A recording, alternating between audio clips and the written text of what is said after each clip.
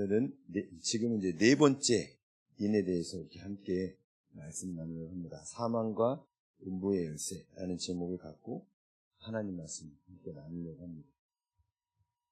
또 처음 보시는 분들이 계시네요. 그렇다고 이제 또 다 앞에서부터 설명하기 힘들고요. 하나님께서 예수 그리스도를 통해서 두루마리의 인을 떼십니다. 이 두루마리는 하나님의 비밀이라고 했습니다. 이 비밀은 뭐냐면 3차 대전에 대한 예언이 아니고 이 비밀은 바로 하나님 당신에 관한 얘기.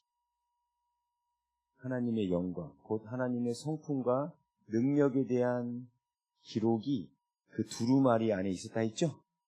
네, 그 얘기만 3일 동안 몇 번을 했는지 몰라요. 새로운 분들이 오시니까 또 해야 되고 또 해야 되고. 그래서 두루마리에서 열려가지고 7인을 떼면서 나타나는 내용이 3차 대전을 예언하는 내용이 아니라고 그랬어요. 거기서 나오는 내용은 우리가 하나님의 말씀에 순종하면서 미성숙했던 우리가 성숙해 가면서 하나님의 성품, 하나님의 능력을 체험하면서 우리가 하나님을 닮아가는 그 과정을 말한다 했습니다. 근데 이 과정은 동시에 내가 성숙해진다는 뜻 자체가 시간이 흘러간다는 뜻이죠. 그래서 이게 역사의 흐름하고도 비슷한 양상을 보입니다. 자, 우리가 앞서 지금 오늘 우리가 보게 된 네 번째 인까지가 네 생물이 등장해서 소개하는 그 네 가지 말이 나오죠. 그렇죠? 이 뒤부터는 그 5번째 인부터는 말이 등장하지 않아요. 그렇죠? 그래서 이 네 번째 인까지가 쌍으로 보셔야 돼요. 일단 5번째 인은 내일 아침에 할 텐데 5번째 인은 후 3년 반 때의 성도들의 모습에 대해서 후 3년 반 때 하나님의 영광이 성도들 가운데 어떻게 나타나는가에 대한 것을 다루고 있습니다. 내일 아침에 할 거고요. 이 넷째 인까지가 이제 전 3년 반 동안에 하나님의 백성들이 하나님 앞에 어떻게 거룩해짐으로 변화되고 새로워지는지를 다루고 있습니다. 자, 첫째 인을 예수님이 떼주셨어요. 그렇죠? 첫째 인을 예수님이 떼주셨을 때 첫째 흰말을 탄 자가 나와가지고 면류관을 쓰고 있었고 이분이 활을 들고 있었죠. 이 예수님 당신의 얘기라 했죠. 우리를 지원사격해 주시는 예수님의 얘기를 했습니다. 여기서 이기고 또 이기는 이 전쟁이 바로 열방 가운데 십자가 사건 이후부터 열방 가운데 복음이 들어가기 시작하는 왜? 그 어린 양이 인을 뗐거든요. 그 십자가 사건 이후로 예수님께서 그 비밀을 열어주신 거거든요. 십자가 사건 이후로 우리에게 성령을 보내주셔서 하나님의 깊은 것을 통달아 알도록 열어주셨거든요. 그래서 그 때부터 복음이 만국에 전파되기 시작했다고 말씀드렸습니다. 이때 인을 떼도록 네 생물 중에 하나가 불렀는데 어떤 얼굴을 하고 있었다 했어요? 사자. 사자는 뭘 뜻한다? 왕을 뜻한다 했죠. 왕. 예수님도 왕이시고 우리도 왕으로 부름받았다. 그래서 만왕의 왕이 예수님이시고 우리는 만왕, 왕들이다. 그런 얘기 나눴었고요. 둘째 인을 뗐을 때는 역시 둘째 생물이 오라 하면서 다른 붉은 말이 나왔던 걸 볼 수 있어요. 둘째 인을 뗐던 동물은 그러니까 둘째 인을 뗐던 네 생물의, 둘째 인은 예수님 떼셨고 이때 오라 하고 외쳤던 둘째 생물은 얼굴이 뭐라 했어요? 송아지. 송아지 뭘 뜻한다 했죠? 제사장직. 사자는 왕의 직분을 뜻하는 거고 송아지는 제사장의 직분을 뜻한다 했습니다. 그렇죠? 이 제사장의 직분을 갖고 땅에서 화평을 제하는 일이 무슨 일이라 했어요? 예수님을 이제 믿고 복음이 들어가기 시작하면 예수님이 말씀하시기를 내가 세상에 화평을 주러 온 것이 아니다. 검을 주러 왔다. 그래서 가족과 가족이 싸우게 될 것이다. 이렇게 말씀하셨죠? 예. 그래서 복음이 들어갈 때, 복음의 초기 역사 때 심지어 가족들 간에도 충돌이 일어날 것에 대해서, 그럼에도 불구하고 자신을 죽이고 예수 그리스도를 따라가는 그런 모습에 대해서 그래서 여기서 큰 칼을 받았다. 그리고 서로 죽이게 했다.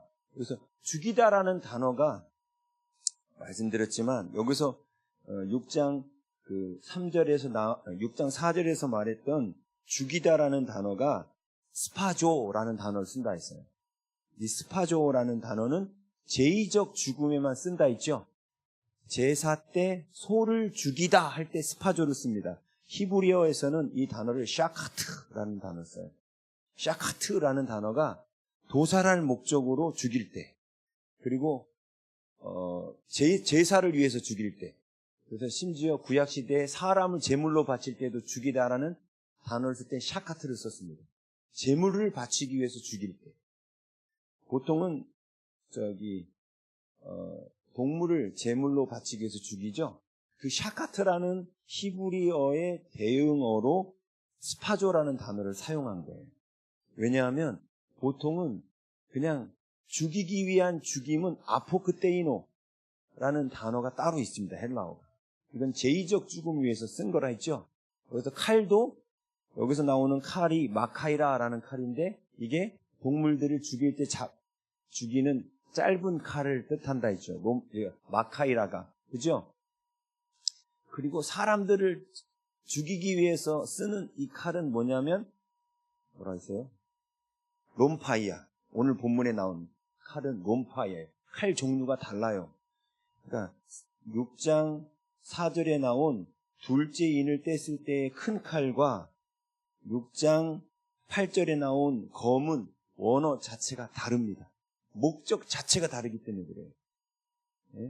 네, 그런 말씀 드렸고, 아무튼, 그리고 세 번째 인을 뗄 때는 넷째 생물의 어떤 얼굴이었죠? 사람. 그래서 인자로 오신 예수님. 정말 사람다운 사람 예수님. 그렇죠? 정말 사람다운 사람은 타락하기 이전에 아담과 같이 죄를 모르는 사람. 예수님이 그런 사람으로 오셨다 했죠. 인자로. 그래서 우리를 사람다운 사람으로 일단 회복시켜서, 원래는 우리가 사람다운 사람이어야 되는데 죄 때문에 마귀에게 종노릇하는 사람이 됐잖아요.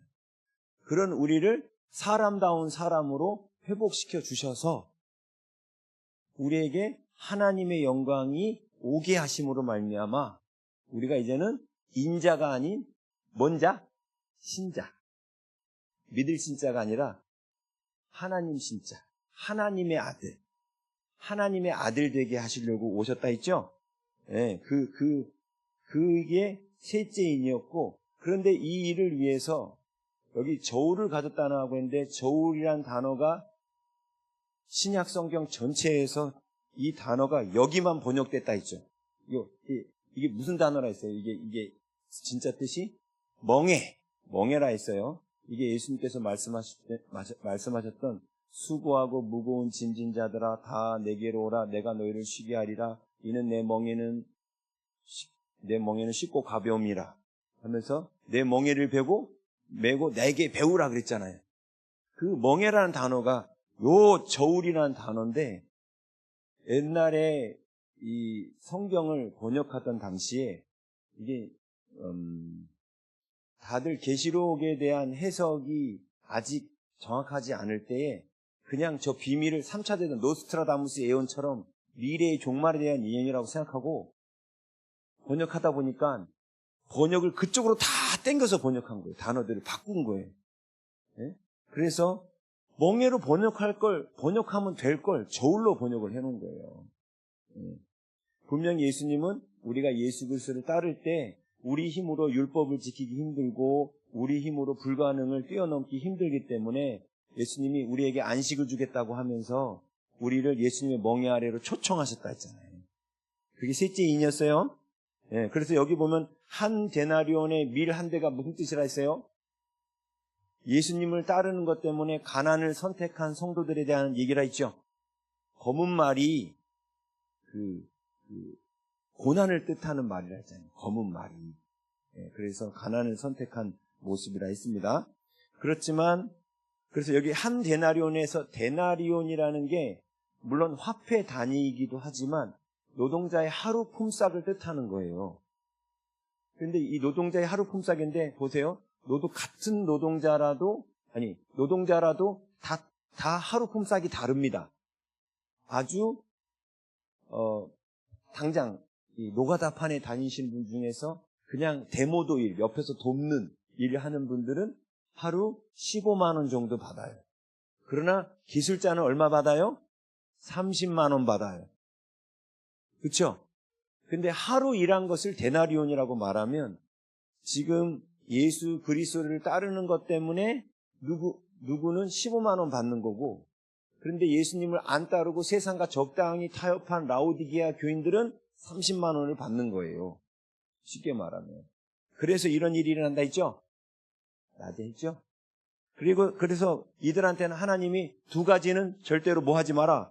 해치지 말라 그랬죠? 이 해치지 말라가 그 헬라어가 준엄한 명령형이에요. 얘네들이 재정적인 어려움은 당해도 얘네들한테 공급하는 감람류, 하나님의 그 성령의 능력의 공급은 멈추지 마라. 예수 그리스도의 보혈로 회개할 수 있도록 주시는 그 은혜도 멈추지 마라. 이렇게 명령하신 거라 했죠? 네. 그 얘기까지 했고 이제 넷째인을 다루는 거예요. 이 넷째인을 떼실 때에 또 넷째 생물의 음성을 들으니 말하되 오라 했습니다. 여기도 똑같이 그래요. 물론 이 오라 하고 나서 그 헬라어를 보면 이두라는 동사가 또 나와요. 내가 보니가 에이돈이라는 단어인데 그 뒤에 이두라는 단어가 나오는데 이두라는 단어는 보라 이 뜻이에요. 히브리어에도 보면 그 히브리어 원문에 보면 시 같은 거 읽다 보면 힌네라는 단어가 나와요. 이게 이두라는 단어하고 똑같은 단어인데 뭐냐면 중간에 꼭 주목해서 봐야 될 때 잘 봐! 이런 뜻이에요. 잘 봐! 이런 뜻이에요. 우리 한국식으로 말하면 보라! 하고 이 내생물이 나와서 말할 때마다 내생물이 말을 시작할 때마다 히브리어로는 힌네라는 그 단어 그거를 신약에서는 이두로 번역했는데 여기서도 이두 잘 봐! 잘 봐! 하면서 그 말 타고 온 자들의 환상을 주목해서 보라고 이야기합니다. 자, 그래서 오늘은 이 네 번째인에 대해서 다루는데요. 내가 봄에 넷째 생물의 음성을 들으니 이 넷째 생물이 뭐라 했습니까? 벌써 까먹으셨어요? 독수리 얼굴. 네. 내생물도 구약의 내생물과 십자가 이후의 내생물이 다르다고 그랬어요. 구약의 내생물은 몸뚱아리가 4개인데 한 몸뚱아리에 얼굴이 4개예요. 에스겔서에 나온 내생물은. 그리고 두 쌍의 날개를 갖고 있고 바퀴가 있어요. 바퀴 안에 바퀴가 있는 바퀴가 있어요. 그런데 십자가 사건 이후 요 내생물이 업그레이드가 됩니다. 어떻게 됐냐면 옛날에는 몸뚱아리 하나에 동서남북 얼굴이 4개가 붙어 있었거든요. 그런데 십자가 사건 이후에는 몸뚱아리 하나에 얼굴이 하나씩만 있어요. 그 의미도 지난번 집회 때 와서 설명드렸어요. 몸뚱아리 하나에 그래서 말씀드렸던 첫 번째 얼굴이 사자의 얼굴, 두 번째가 송아지 얼굴. 이게 사자가 왕의 직분, 송아지가 제사장의 직분, 그 다음에 인자는 하나님의 형상이 회복되는 그거에 대한 상징이고 예수님이 인자라고 표현한 그 사람의 얼굴이고 네 번째가 독수리의 얼굴이라 했죠. 이 독수리 얼굴이 뭘 뜻하는 거라 했어요? 자, 여러분 우리가 성경을 읽으면서 오늘 아침에 그 얘기했었죠. 하나님이 우리가 왕의 훈련을 잘 받으면 우리에게 왕관 씌워준다 했죠. 그 왕관이 스테파노스였죠. 근데 이 마귀놈의 새끼들도 우리를 흉내내가지고 짝퉁 왕관 쓰고 있다 했죠. 디아데마라는 짝퉁 왕관 쓰고 있다 했죠. 이 마귀의 특징이 뭐냐면요. 우리가 하는 건 다 따라 하려고 그래요. 왜 그럴까요? 네? 우리가 하는 건 다 따라 하려고 그래요. 우리를 시기 질투하는 거예요. 천사가 왜 타락해서 마귀가 됐죠? 이사야서 14장에 나오잖아요. 내가 북극지폐 산 위에 앉아 하나님과 비기리라. 그런 얘기 나오죠? 천사가, 이것도 옛날에 다 했어요. 옛날 계시록 강의할 때. 천사가 타락한 이유가 하나님과 같아지려고 했다가 타락한 거예요. 그런데 하나님과 같아진다는 뜻이 무슨 뜻인지 아세요? 응? 보세요. 요거까지는 좀 찾아보고 그래야 독수리 얘기를 할 수 있을 것 같아요. 독수리 얘기. 자, 어디로 가시냐면 이사야서 14장. 이사야 14장 12절. 루시퍼 얘기를 좀 해드릴게요. 이사야서 14장 12절. 함께 읽습니다. 너 아침의 아들 계명성이여 어찌 그리 하늘에서 떨어졌으며 너 열국을 엎은 자여 어찌 그리 땅에 찍혔는고. 여기 보면 계명성이라고 나오죠. 이 계명성이라는 게 요즘으로 말하면 금성, 샛별, 새벽에 제일 먼저 뜨는 별, 환하게 빛나는 별 있죠? 그게 계명성이에요. 지금 너 아침의 아들 계명성이요 라고 말한 이 이사야서 14장 본문에서 말한 저 계명성은 1차적으로 누구를 말하냐면 바벨론 왕 느부갓네살을 말합니다. 바벨론 왕을 말해요. 제가 성경 해석의 원리가 이렇다 했죠. 하나님은 보이는 세계를 통하여 보이지 않는 세계를 설명하신다. 그랬죠? 그래서 하나님께서 골로새서 1장 16절 보이는 세계도 만드셨고 보이지 않는 세계도 만드셨다 했죠.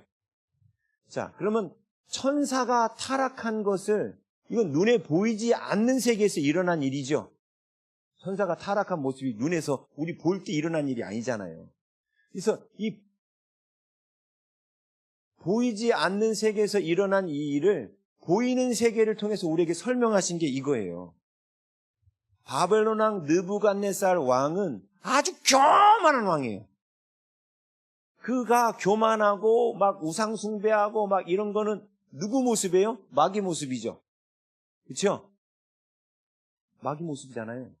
지금 바벨론 왕 느부갓네살을 얘기하면서 사실은 느부갓네살 왕 안에 있는 느부갓네살 왕 얘기도 하고 있고 육체적인 느부갓네살 왕 얘기도 하고 있고 느부갓네살 왕 안에 보이지 않게 들어가 있는 마귀 이야기도 하고 계셔요. 예? 나중에는 에스겔서 28장은 두로 왕을 갖고 두로 왕 마귀의 타락과 마귀의 운명에 대해서 두로 왕을 갖고 이야기합니다. 에스겔서 28장은 보세요. 뱀이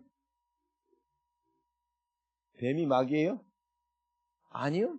뱀은 하나님께서 만드신 가장 지혜로운 동물이었어요. 근데 여기 보이지 않는 뭐가 들어간 거예요? 마귀가 들어간 거예요. 그렇죠? 그래서 그 뒤부터는 이제 뱀이 모든 마귀의 대명사가 돼버렸네. 그렇죠? 근데 뱀은 원래 하나님이 창조하신 선하고 아름다운 겁니다. 그래서 성경에 이런 말 있죠. 뱀처럼 뭐하고? 비둘기처럼 순결하라. 그래서 뱀이라는, 이건 하나님이 만드신 뱀이라는 이미지는 잘 보세요.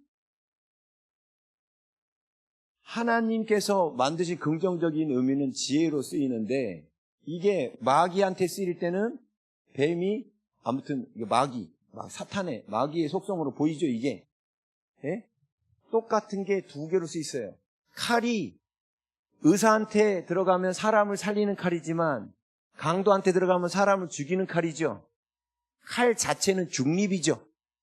뱀 자체도 중립이었는데 마귀가 들어가서 속이는 자가 된 거죠. 마귀라는 표현보다 속이는 자가 낫겠네요. 그렇죠? 꾀하는 자. 그렇죠? 속이는 자가 된 거죠. 이건 중립이란 말이에요. 예? 그런데 보세요. 그래서 성경에 뱀이 긍정적인 의미로 쓰일 때도 있는 겁니다. 자, 바벨론 왕 느부갓네살, 바왕. 이거는 눈에 보이는 왕이에요. 근데 그 사람 안에도 뭐가 들어있어요? 예, 하나님 섬기지 않는 사람은 다 마귀 섬기고 있는 거거든요. 그렇죠? 마귀 들어있죠? 지금 하나님께서 뱀에게 뭐라고 말씀하셨냐면 뱀을 저주하셨잖아요. 너가 앞으로는 땅을 배로 다닐 거라고 그랬죠. 그렇죠? 그 지금 뱀들이 어떻게 다녀요? 배로 다니죠? 그 다음에 아주 하나님의 의미심장한 말씀하셨어요. 너는 종신토록 흙을 먹을 것이다. 뱀이 흙 먹어요? 흙 먹고 살아요? 예? 예? 예? 흙 먹는 거 보셨어요? 쥐 잡아먹고 그래요. 걔네들 흙 안 먹어요. 그 누구한테 하신 말씀이에요? 마귀한테 하신 말씀이에요. 무슨 뜻이에요? 아담이라는 뜻 자체가 흙이란 뜻이에요. 그러면 보이지 않는 뱀은 타락 이후부터 누구? 곧 아담, 흙으로 지음받은 사람을 먹고 산다는 거예요. 사람을 지배하고 산다고. 근데 그렇게 눈에 보이는 뱀도 저주받았고 눈에 보이지 않는 마귀에 대해서도 말씀하셨듯이 지금 이사야서 14장 이야기를 보면 눈에 보이는 바벨론 왕에 대해서도 얘기하지만 바벨론 왕 안에 있는 마귀에 대해서도 이야기하고 계세요. 그래서 자 보세요. 너 아침의 아들 계명성이요. 바벨론 왕이 새벽별이에요? 그건 아니잖아요. 그 다음에 읽어볼게요. 어찌 그리 하늘에서 떨어졌으며 바벨론 왕이 하늘에서 떨어졌어요? 언제 하늘에 올라간 적 있습니까? 그 시대에 뭐 헬기라도 있었어요? 아니죠. 지금 누구 얘기하는 걸까요? 하늘에서 떨어졌다는 얘기가 마귀 얘기하는 거예요. 바벨론 왕 안에 있는 마귀 얘기를 하는 거죠. 어찌 그리 하늘에서 떨어졌으며 너 열국을 엎은 자예요. 열국을 엎은 자란 말은 진짜 바벨론 왕 느부갓네살 왕 이야기예요. 열국을 뒤엎었거든. 그렇죠? 어찌 그리 땅에 찍혔는고. 그러면서 이렇게 나와요. 13절. 네가 네 마음에 이르기를 내가 하늘에 올라 하나님의 뭇별 위에 내 자리를 높이리라. 내가 북극 지폐의 산 위에 앉으리라. 가장 높은 구름에 올라가 지극히 높은 이와 같아지리라. 하나님과 같아지리라. 이 생각을 해먹었어요, 이놈이. 하나님과 더 높아지리라는 말은 안 했죠. 근데 왜 하나님과 같아지리라고 말했는지 아세요? 이것 때문에 하나님이 어떻게 했냐면 하나님이 이것 때문에 이 마귀를 그러니까 천사가 마귀가 된 거예요. 하나님과 같아지려고 했던 이 교만함 때문에 천사가 마귀가 된 거예요. 보세요. 제가 의자 2개를 그려볼게요. 여기는 하나님께서 앉으시는 자리. 우리 계시록에 보면 보좌 얘기 많이 나왔죠. 보좌가 왕이 앉는 자리죠. 예수님은 하나님 보좌 우편에 계시죠. 그 보좌 우편이 오른쪽이에요, 왼쪽이에요? 여러분 볼 때 오른쪽이에요? 여러분 볼 때 오른쪽은 여기죠. 제가 볼 때 오른쪽은 여기거든요. 그러니까 오른쪽이에요, 왼쪽이에요? 예수님 보좌가 있죠? 하나님 볼 때 있죠? 예? 시편 16편에 근거하면 하나님 보좌 우편이라는 뜻은요, 마주보고 앉아있다는 뜻이에요. 왜냐하면 교제를 위하는 거예요. 상징적인 의미예요. 그래서 지금 마주보는 의자를 그려놓은 겁니다. 여기에 하나님은 우리가 앉게 될 것을 계획하셨죠. 하나님의 형상인 우리가 하나님의 영광을 얻어 대관식을 하고 이 자리에 앉게 되기를 원했어요. 하나님은 어떤 분이냐? 왕. 우리는 왕비. 그래서 구약에도 그렇게 표현하죠? 하나님은 왕이시고 우리는 왕비로 표현하잖아요. 이스라엘을. 그렇죠? 근데 이 왕비가 돼서 여기에 앉으려고 처음부터 앉아 있었던 게 아니라 했죠. 하나님보다 잠시 동안 못하게 지으셔서 사람이 에덴 동산 안에서 아담과 하와가 하나님을 말씀에 순종하여 땅을 정복하고 다스리면서 그들이 왕이 됐어야 되는 거예요. 왕이 되면 바로 이 자리에 와서 앉게 되는 거였죠. 근데 앉기 전에 쫓겨난 거예요, 지금 에덴 동산 안에서. 이 자리는 하나님께서 우리에게 주려고 준비해 놓은 자리예요. 그래서 계시록에도 라오디게아 교회에도 이기는 자에게는 내가 이기고 아버지 보좌에 앉은 것 같이 그도 나와 함께 그 보좌에 앉으리라. 왕 앞에 앉을 수 있는 사람은요, 왕가밖에 못 앉아요. 신하들은 서 있어야 됩니다. 근데 하나님은 우리를 어디다 초청하셨어요? 하나님 보좌 우편에다 초청하셨어요. 예수님만 앉으시는 거예요. 큰 오라버니, 큰형, 예수님만 이 자리에 앉으시는 것이 아니라 우리도 이 자리에 앉도록 계획하신 거예요. 그래서 계시록에도 자꾸 보좌 이미지가 나오고 에레미야서에도 하나님이 우리 위에 임하는 것을 보좌 위에 임한다라고 나와요. 자, 우리가 아무튼 이 자리에 앉도록 돼 있는데 이게 하나님의 계획이죠. 그러나 아담이 하나님을 사랑해야만 이 자리에 와서 앉는 겁니다. 그렇죠? 근데 이 프로젝트를 누가 보고 있었냐면 천사가 보고 있었네. 어라? 저 자리가 어떤 자리예요? 하나님과 같아지는 자리예요. 그렇죠? 이 천사들은 하나님께서 말씀하실 때 수종드는 그런 사람들, 그런 존재잖아요. 피조물이잖아요. 천사는 하나님이 사랑의 대상으로 짓지 않으셨어요. 천사는 왜 지음받았죠? 히브리서 1장 14절에 나오잖아요. 천사가 지음받은 목적에 대해서 성경이 뭐라고 말합니까? 모든 천사는 부리는 영으로서 구원 얻을 후사를 위하여 섬기라고 보내심이 아니냐. 우리를 섬기라고 이렇게 천사가 있는 거지. 우리를 섬기라고 있는 거지. 우리가 천사를 섬기도록 우리를 만드신 게 아니라고요. 그렇죠? 천사는 우리를 섬기도록 지음받은 거예요. 그런데 초대교회 당시 이걸 오해해서 히브리서에서 히브리 기자가 잡아준 거예요. 구약 말씀이 그렇게 기록되어 있지 않다. 천사는 우리가 하나님께 나아갈 때 우리를 수종드는 자다. 이렇게 기록하고 있습니다. 왜냐하면 구약을 보고도 사람들이 못 깨달으니까 히브리서 기자가 설명해 준 거예요. 구약이 이미 나와요. 천사는 우리의 수종드는 것밖에 안 된다는 거예요. 근데 보세요. 근데 우리를 만드시기 전 하나님이 온 우주 만물을 만드셨죠. 근데 만드시기 전에 하나님이 제일 먼저 계획하신 게 뭐냐면 이거예요. 이 자리예요. 이 자리. 내가 사람을 만들어서 그들에게 영광을 주어 이 자리에 앉게 하겠다 하고 이 자리를 먼저 계획하신 거예요. 그리고 천지창조가 시작된 겁니다. 이 천지창조 가운데 천사들이 활동을 하면서 이 자리를 본 거예요. 이게 어마어마한 자리죠. 네? 그런데 저 자리를 누가 넘봐요? 천사가 넘본 거예요. 그래서 하나님 어떻게 하셨어요? 쫓아내버리셨어요. 그래서 걔네들이 뭐가 된 거예요? 마귀가 된 거예요. 이거를 쉽게 말씀드리면 이런 거예요. 이제 아가가 출산할 때가 다 돼서 아가가 출산할 때가 되면 뭐부터 해요? 출산하기 전에 아가방을 꾸미죠? 애기 침대도 사고 애기 옷도 사고 애기 신발도 사고 아가방을 꾸미죠?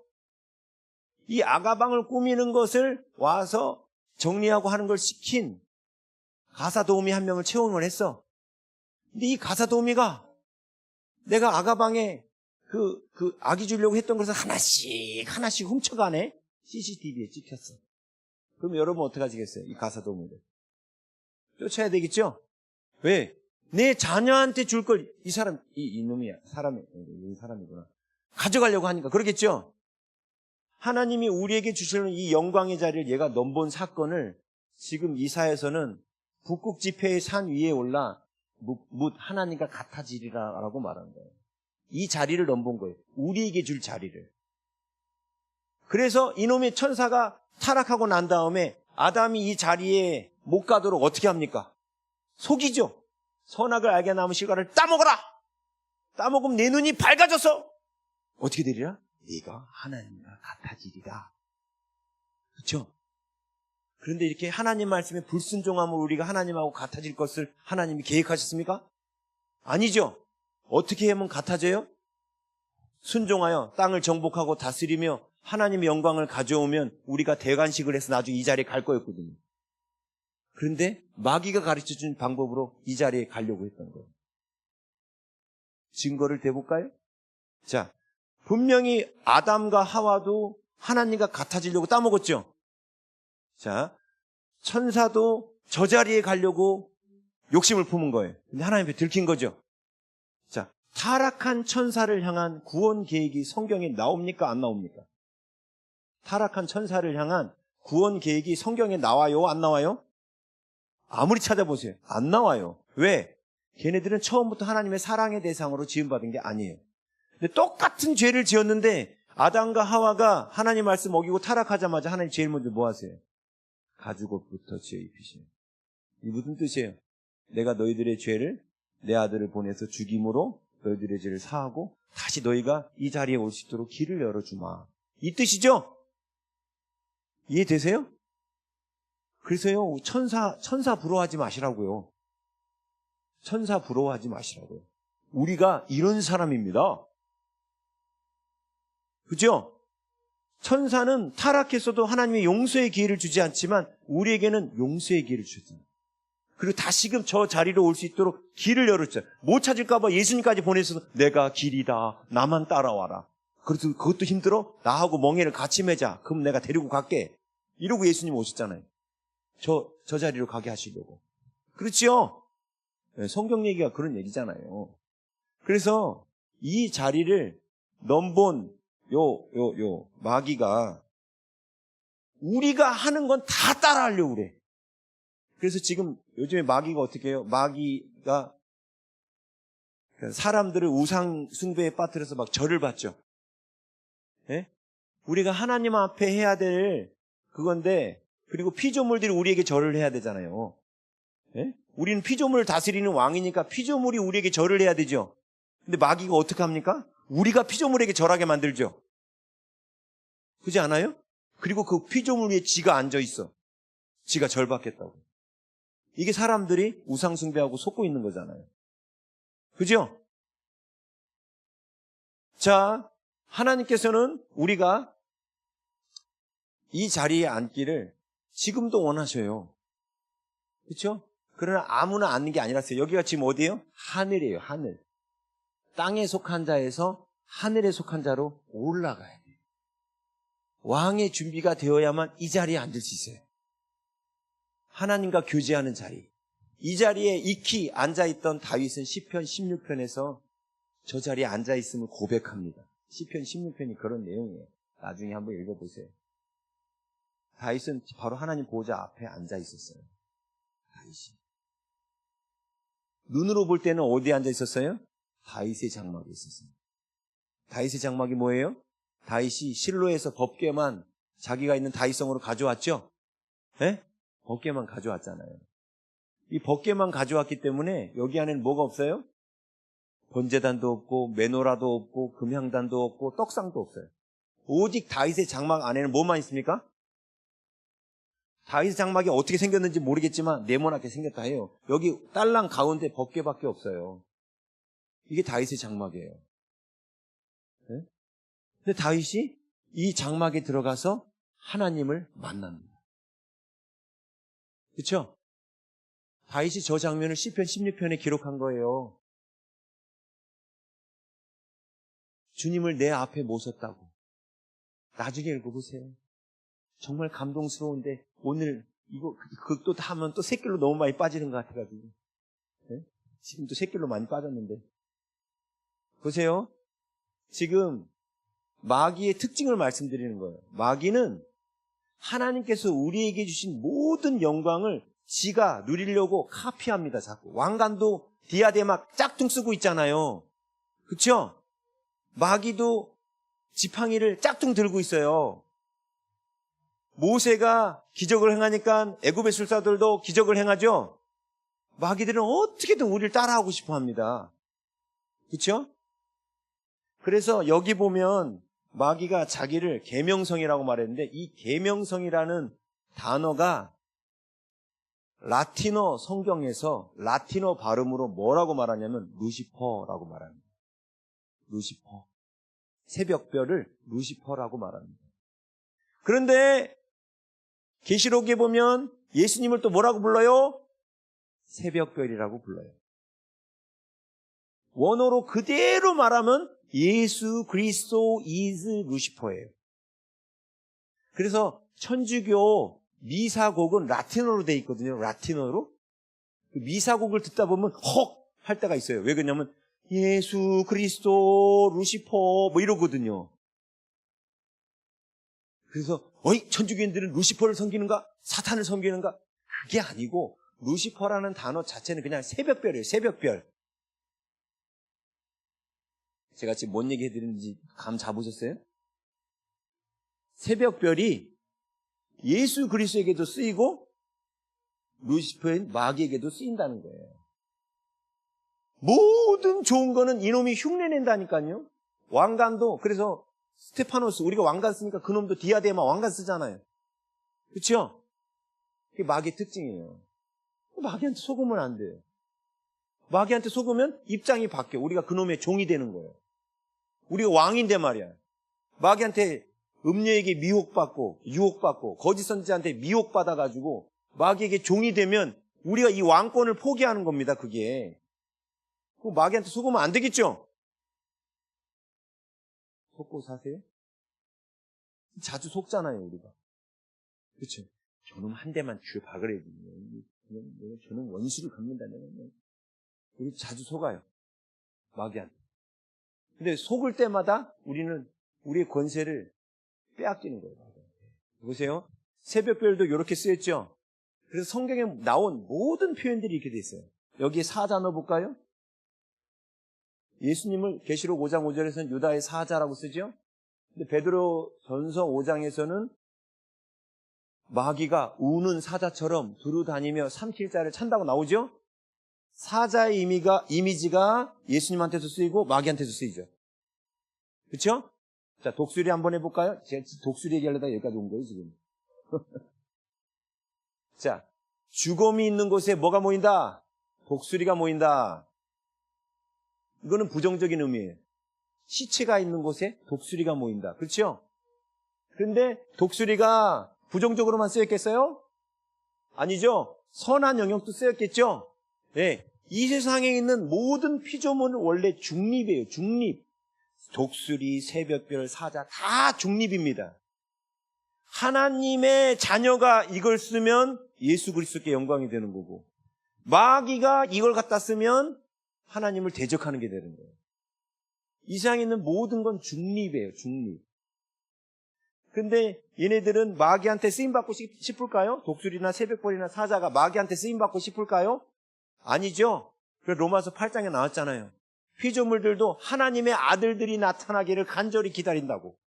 자기들도 썩어지며 종노릇한 데서 해방되고 싶다고. 로마서 8장에 나오죠? 나와요. 얘네들도 우리 편에 있고 싶어 해요. 그렇죠? 그래서 성경에 나온 이게 이제 보이는, 눈에 보이는 그림 언어죠. 근데 말씀드렸죠. 보이는 세계를 통하여 보이지 않는 세계를 설명한다. 자, 사자의 어떤 면을 갖고 예수님을 설명한 걸까요? 사자의 어떤 면? 사자가 동물의 왕이잖아요. 그래서 예수님을 사자로 표현할 때는 사자가 왕인 것 같고 표현한 거예요. 그런데 왜 마귀를 사자로 표현했죠? 우는 사자가 두루다니며 삼킬 자를 찾는다. 왜 마귀를 사자라고 표현했어요? 그 이유는 마귀의 사자의 사냥법이 마귀의 사냥법하고 똑같아서 그래요. 사자의 사냥법이 어떻게 하냐면, 여기 버팔로 떼가 있습니다. 사자가 이 사이로 들어가면 죽습니다. 이 버팔로를 먹고 싶어도 죽습니다. 이 들어가면. 심지어 얼룩말이 있어도 그 사이로 들어가면 죽습니다. 발에 걷어차여서. 어떻게 합니까, 사자가? 막 주위를 빙글빙글 돌면서 겁을 주죠? 겁을 주면 그 중에 하나가 겁나서 무리를 이탈합니다. 이탈했을 때 그때 그냥 막 다른 사자들이 따라가가지고 잡아먹습니다. 이게 사자의 사냥법이에요. 보세요. 교회에서 마귀가 어떻게 사냥하는지. 똑같지 않아요? 두루두루 돌다가 막 시험을 줘요. 시험걸 줘요. 그러면 교회 안 나가? 구역 모임 안 가? 이러죠? 그렇지 않아요? 그리고 나서 어떻게 해요? 마귀가 막 달려들어가지고 이 사람을 잡아먹어요. 공동체에 못 가게 해서. 공동체에서 떨어지면 죽는 거예요. 그런데 구역예배 가는 게 옵션이야, 요즘 세상에. 하나님은 그렇게 만들지 않았어요, 시스템을. 교회 다니면서 구역예배 안 가는 분들 엄청 많아요. 그냥 주일날 낮예배만 가, 낮예배만. 낮예배만 가면 인격적인 교제가 일어납니까? 불가능합니다. 내가 성경 안 읽을 때 성경 잘 읽었는지 체크해 주는 사람이 있어요? 낮예배만 가면? 없어요. 근데 구역예배 가면 불꽃 같은 눈동자로 너 기도 생활 하니?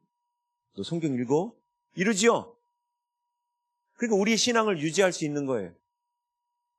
근데 마귀가 어떻게 해요? 시험 들어서 구역 예배 나가기 싫어.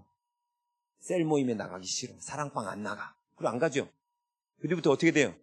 마귀가 다 뜯어먹습니다, 그냥. 그렇지 않아요? 눈에 보이는 세계의 특징을 통하여 눈에 보이지 않는 세계를 설명한다 했잖아요, 성경이. 그렇죠? 아까 뱀도 지혜만 갖고 설명한 거고 마귀한테는 속이는 자로 설명한 거예요. 그렇죠? 자, 독수리가 나쁜 의미로 쓰이는 거는 시체를 먹는 거예요. 부정한 것을 가까이 하는 게 독수리예요. 근데 이 독수리가 긍정적 의미로 쓰면 뭐였죠? 신명기 32장 11절. 신명기 32장 11절. 함께 읽습니다. 시작. 마치 독수리가 자기의 보금자리를 어지럽게 하며 자기의 새끼 위에 너풀거리며 그의 날개를 펴서 새끼를 받으며 그의 날개 위에 그것을 엎는 것 같이. 이게 독수리의 훈련법이에요. 나는 이게 진짜 궁금해. 어떻게 이 신명기 시대에 독수리가 새끼 훈련하는 걸 어떻게 그 높은 데 걸 쳐다봤을까? 요즘엔 뭐 망원 렌즈라도 촬영이 가능한데. 근데 실제로 이렇게 한다잖아요. 독수리가 새끼를 낳으면 이제 새끼가 어느 정도 날개가 생기면 딱 발로 잡고 하늘로 올라갑니다. 올라가가지고 얘를 놔버려요. 아직 날개 힘도 없는데. 그럼 얘가 어떻게 해요? 살려고. 그냥 있으니까 부탁 하는데도 어떻게 돼요? 계속 떨어져요. 독수리가 놔둬요. 떨어지도록. 부탁. 얘는 지금 죽겠죠. 떨어지면 죽는 거 알잖아. 그러니까 있으니까 부탁. 근데 안 돼. 근데 다시 여기 성경이 뭐라고 했어요? 내려가서 날개를 펴서 새끼를 받으며 날개에 그것을 엎는 것 같이. 보금자리를 어지럽혀서 얘를 들고 나오는 거. 거기 편하잖아. 거기만 있으면 편하지 않아요? 근데 편한 곳에 놔두지 않고 딱 잡고 높이 올라가서 뚝 떨어뜨린다는 거야. 얼마나 무서워요. 근데 이게 바로 하나님께서 이스라엘 백성을 대하시는 방법이라는 거예요. 이게 뭐예요? 하나님이 이스라엘 백성들을 훈련하시는 거예요. 왕이 될 수 있도록 훈련하시는 거예요. 오늘 계속 요번에 얘기했는데 하나님 우리에게 하나님의 영광을 주기 원하시잖아요. 하나님의 성품, 하나님의 능력을 주기 원하시죠. 네?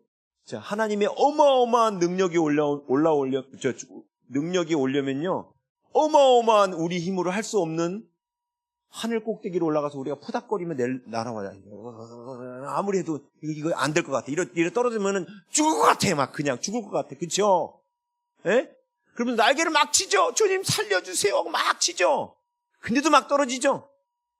그러지 않아요? 그러면 그때 어떻게 해요? 주님이 탁 빠져서 뭔가 위기를 모면한 것 같아. 어휴, 살았다 싶으면 또 떨어뜨려, 하나님이. 안 그래요? 우리 인생이 그렇지 않습니까? 근데 이게 하나님의 계획이라는 거예요. 어떤 계획? 우리에게 영광을 주시기 위한 계획. 그래서 고난은 나쁜 게 아니에요. 그 고난이 와야 우리가 하나님의 영광을 얻을 수 있습니다. 고난은 두 가지 고난 있잖아요. 죄 때문에 오는 고난, 하나님을 닮기 위해서 오는 고난. 두 종류의 고난이 있어요. 근데 무슨 고난이 더 나을까요? 죄 때문에 받는 고난보다는 순종함으로 받는 고난이 더 낫겠죠. 네, 그게 베드로전서 2장에 나오잖아요. 고난의 두 종류에 대해서. 어쨌든 그 고난이 뭐냐면 지금 이 독수리가 훈련시키는 모습이에요. 그렇죠? 그러면 자, 하나님이 우리에게 영광을 주시기 위해서 뭘 하신다? 고난을 허락하신다. 그렇죠? 바울이 빌립보 감옥에 갇혀가지고 채찍 맞고 그 어두컴컴한 막 그냥 습도 높은 그곳에 막 찝찝한 곳에 있는 그 고난 받는 게 죄 때문에 받은 거 아니잖아요. 그렇죠? 근데 그 가운데 하나님을 찬양하니까 거기 하나님의 능력, 하나님의 영광이 나타나죠. 옥문이 다 열리고 그 고난 가운데. 그렇죠? 바울이 에베소에서 전도할 때 저 고린도 교회로 편지를 썼어요. 편지 쓰면서 뭐라고 쓴 줄 아세요?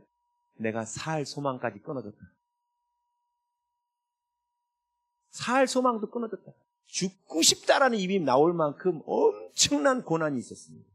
그 이유가 에베소 지역에는 엄청나게 많은 무당들이 있었습니다. 이 무당들이 맨날 모여가지고 이 바울 때문에 에베소 지역이 거룩하기 시작하니까 맨날 모여가지고 바울한테 뭘 했겠어요? 저주를 퍼부었지. 그러니까 저주를 퍼부으니까 바울 주위에 아직 믿음이 안 되는 사람이 맨날 와서 바울의 속을 빡빡 긁지 않았겠어요? 그렇죠? 여기 목회하시는 목사님들도 그러시죠? 나는 믿음으로 가고 싶은데 아직 믿음이 안 되는 성도들이라서 속을 빡빡 긁잖아요. 그래서 바울이 살 소망까지 끊어졌다고 말해요. 그렇게까지 고백한 전도지는 없었습니다. 여태까지 선교지는 없었어요. 에베소가 그냥 캡입니다. 캡. 에베소가 제일 심했어요. 그게. 그래서 바울이 거기서는 제일 오래 머물렀어요. 3년이나 머물렀어요. 3년. 두란노손 차려가지고. 그렇죠? 환난이 제일 심했습니다. 그렇죠? 고난받고 있었잖아요. 근데 바울이 거기 안 도망쳤어요. 그 에베소가 바뀔 때까지 안 떠났다고요. 바울이 전도지를 옮길 때마다 거기 하나님이 어느 정도 일정 열매가 나타나야 옮겼거든요. 에베소 오기 전에 가장 오래 머물렀던 곳이 고린도예요. 거기 1년 6개월 머물렀습니다. 그게 가장 오래 머물렀습니다. 데살로니가는 2달인가 머물렀습니다. 그러니까 바울이 됐다 싶으면 떠났던 거예요. 그냥 떠난 게 아닙니다. 근데 아시아는 자그마치 3년 머물렀어요. 3년. 왜? 사람들이 안 바뀌어. 이 교회를 맡기고 떠나야 되는데 이놈의 인간들이 안 바뀌어.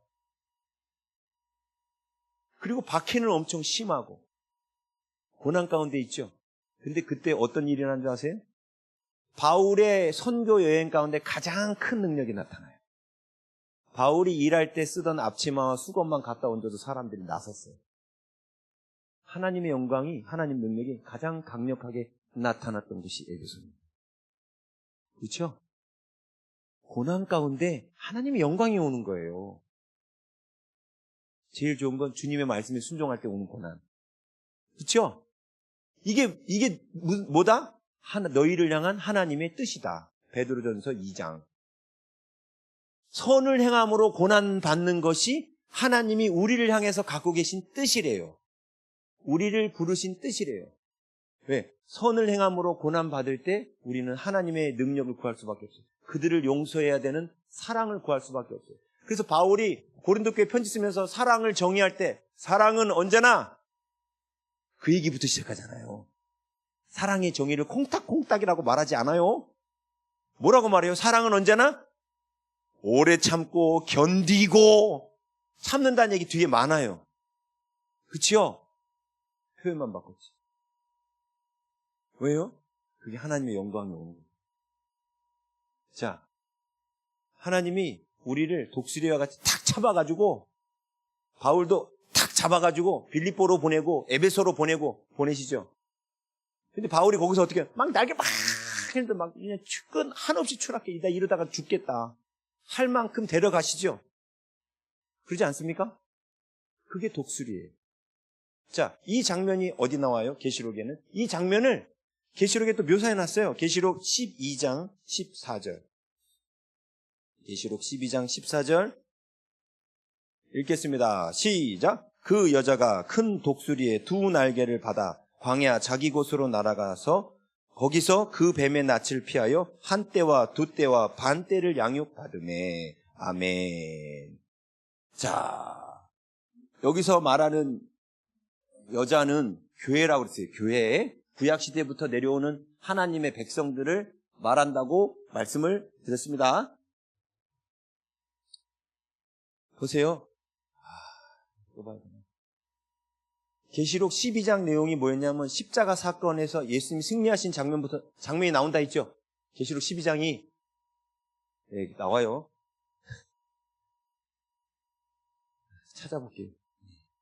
조금만 보여드리겠습니다. 12장 몇 절이냐면 12장 10절.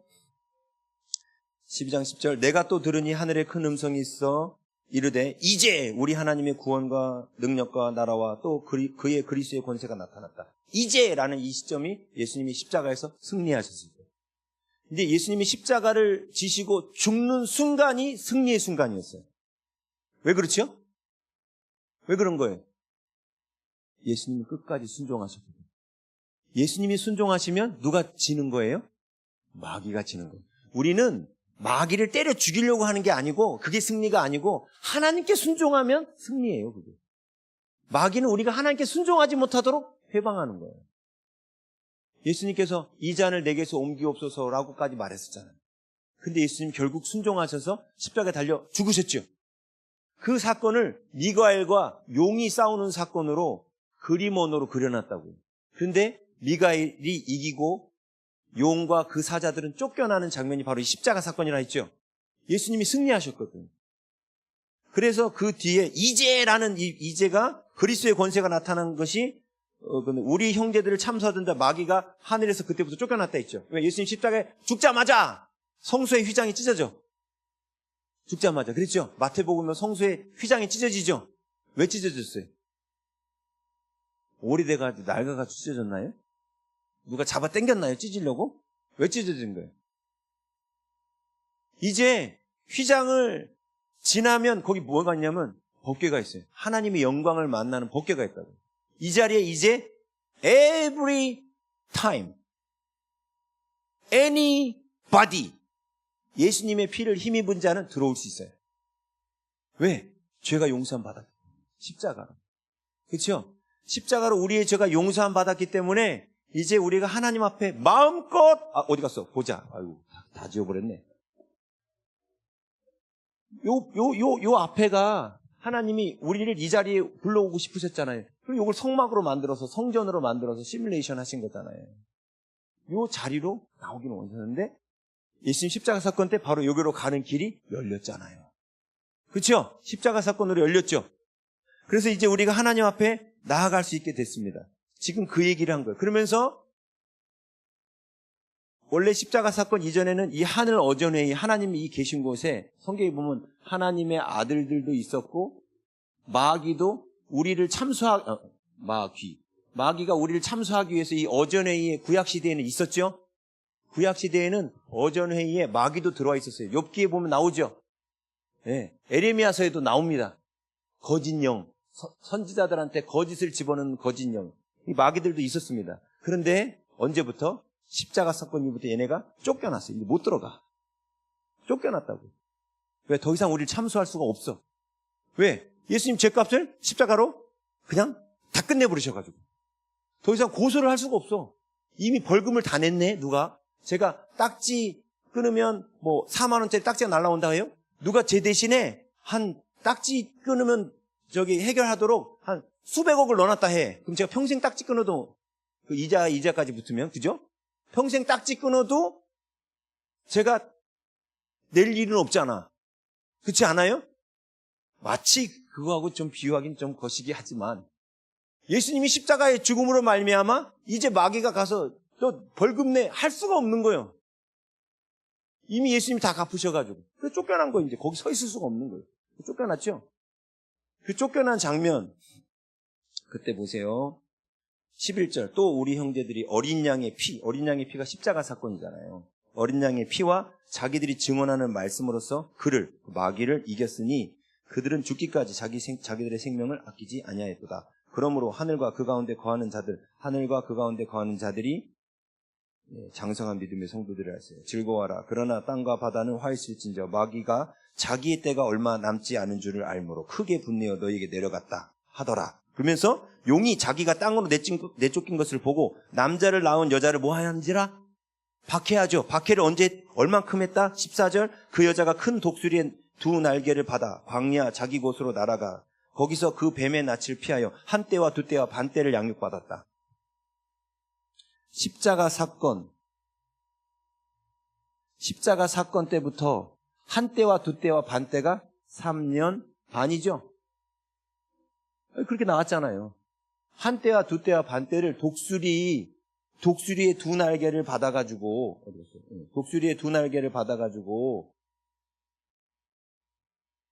한 때와 두 때와 반 때를 이 기간 동안에 뭘 받았다?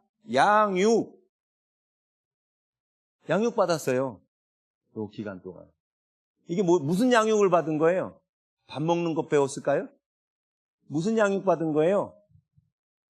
아까 얘기했잖아요. 왕이 되는 양육. 하나님의 영광이 우리 가운데 오는 방법을 배운 거죠. 그렇죠? 그 한때와 두때와 반때가 전 3년 반이잖아요. 한때, 두때, 반때 더하면 3년 반이잖아요. 예? 한때, 두때, 반때 더하면 3년 반이잖아요. 이 전 3년 반 기간 동안에 양육받는 독수리가 양육하는 기간 동안에 독수리 두 날개로 가서 독수리가 상징하는 게 훈련이라 했잖아요. 훈련. 이 훈련을 통해서 요 전 3년 반 박해가 있다니까. 박해가 뭐예요? 전 3년 반의 환난이죠. 환난. 박해. 이때 박해를 받아요. 박해 받았잖아요. 그렇죠? 박해를 받아서 보세요. 15절 보니까 여자의 뒤에서 뱀이 그 입으로 물을 강같이 토하여 여자를 물에 떠내려가게 하려 하되, 여기 보면은 뱀이라고 나와요. 네? 뱀이 입으로 물을, 마귀가 공격한다는 뜻이죠. 요 기간에도 사단은 돌아다녀요. 쪼무레기들이 돌아다니는 거라 했어요. 왕은 무적행에 갇혀있고 쪼무레기들이 우리를 뭐예요? 박해하는 도구로 쓰이죠. 박해하는 도구로 쓰여요. 근데 그때 어떤 일이 일어나냐면 땅이 16절에 땅이 여자를 도와 그 입을 벌려 용의 입에서 통한 강물을 삼켜줘요. 이게 뭔 얘기냐면 실제로 로마 밑에 그리스도인들이 거기에 있을 때 거기 있는 로마 안에 그리스도인들이 착했죠. 예수님 믿고 사람들이 바뀌고 변했죠. 근데 그 도미티안 황제 때도 그렇고 네로 황제 때도 그렇고 그 기독교인들을 박해합니다. 실제로 박해가 있었죠? 예? 로마 시대 때 초대교회 때 박해가 있었죠. 근데 그리스도인들이 워낙 가난한 사람들도 가서 섬기고 나눠주는 이 모습을 일반 세상 사람들이 봤단 말이에요. 그래서 이들이 박해받을 때 이 사람들이 박해받는 건 억울한 것이다 하고 지켜줬습니다. 숨겨줬다고요. 물론 그 크리스찬들의 활동을 못 보고 잘못된 언론을 통하여 들은 얘기, 이들은 피를 마시고 사람의 인육을 먹는다, 이런 거짓된 소문을 퍼뜨렸죠. 성찬식 하는 것 같고 그 거짓된 소문을 퍼뜨렸잖아요. 그런 거짓된 소문만 듣고 크리스찬들을 오해해서 크리스찬들을 신고하던 사람들도 있었지만, 아니야, 그들은 그런 사람들 아니야 하면서 크리스찬들을 지켜주던 사람들도 있었죠. 박해 때에. 그게 땅이 입을 벌려 용의 박해 때 이 여자가 낳은 이 교회를 이 여자를 지켜주는 거예요. 여자가 낳은 아들은 예수님이고요. 이 12장에서 예수님은 하늘로 올라가셨고, 이걸 지켜주는 거예요. 그렇죠? 그러다가 어떤 일이 벌어져요? 13장 1절에 내가 보니 바다에서 한 짐승이 나오는데 뿔이 10이요 머리가 7이라. 이때 뭐가 나온다고 했어요? 짐승이 풀려나죠? 짐승 풀려나죠? 풀려나면 얘가 얼마 동안 활동한다고 그랬습니까? 13장 5절 또 짐승이 과장되고 신성 모독을 말하는 입을 받고 42달 동안 일할 권세를 받았다. 42달. 42달은 3년 반. 이게 후 3년 반. 그렇죠? 이때부터는 짐승이 활동하면서 복음이 더 이상 만국에 들어가지 않는다. 이 기간 동안에는 양육받고 우리가 땅끝으로 가서 복음 전할 때는 복음이 만국에 전파된다. 마귀가 십자가 사건 이전에 무적행에 갇히기 전에는 복음이 만국에 전파되지 않았다. 계시록 20장 4절 갖고 했었잖아요. 기억나시죠? 정확하죠? 여기서도. 지금 그런데 우리가 몇 번째 장면을 보고 있냐면 네 번째 인을 보고 있잖아요. 거기 뭐가 나왔어요? 독수리 나왔죠? 5번째 인부터가 바로 요때의 일을 말하는 거예요. 5번째 인부터가 요때의 일을 말하는 거고, 여기 때까지가 내생물이 활동한 내생물의 사건인 거예요. 요 기간이. 예? 좀 감이 잡히셨어요? 계시록 4장부터 7장까지가 한 주기입니다. 8장부터 11장까지가 또 한 주기입니다. 12장부터 몇 장까지지? 19장까지가 한 주기입니다. 그리고 20장부터 마지막 22장까지가 또 한 주기입니다. 총 이게 4주기로 나와요. 똑같은 이 사건, 전 3년 반, 후 3년 반, 이 사건이 4번에 걸쳐서 계시록에 소개되는 거예요. 인 사건을 통해서 일단 소개되는 거예요. 그래서 내일 5번째 인 이야기를 들으면 이때의 장면을 볼 수 있습니다. 5번째 인을.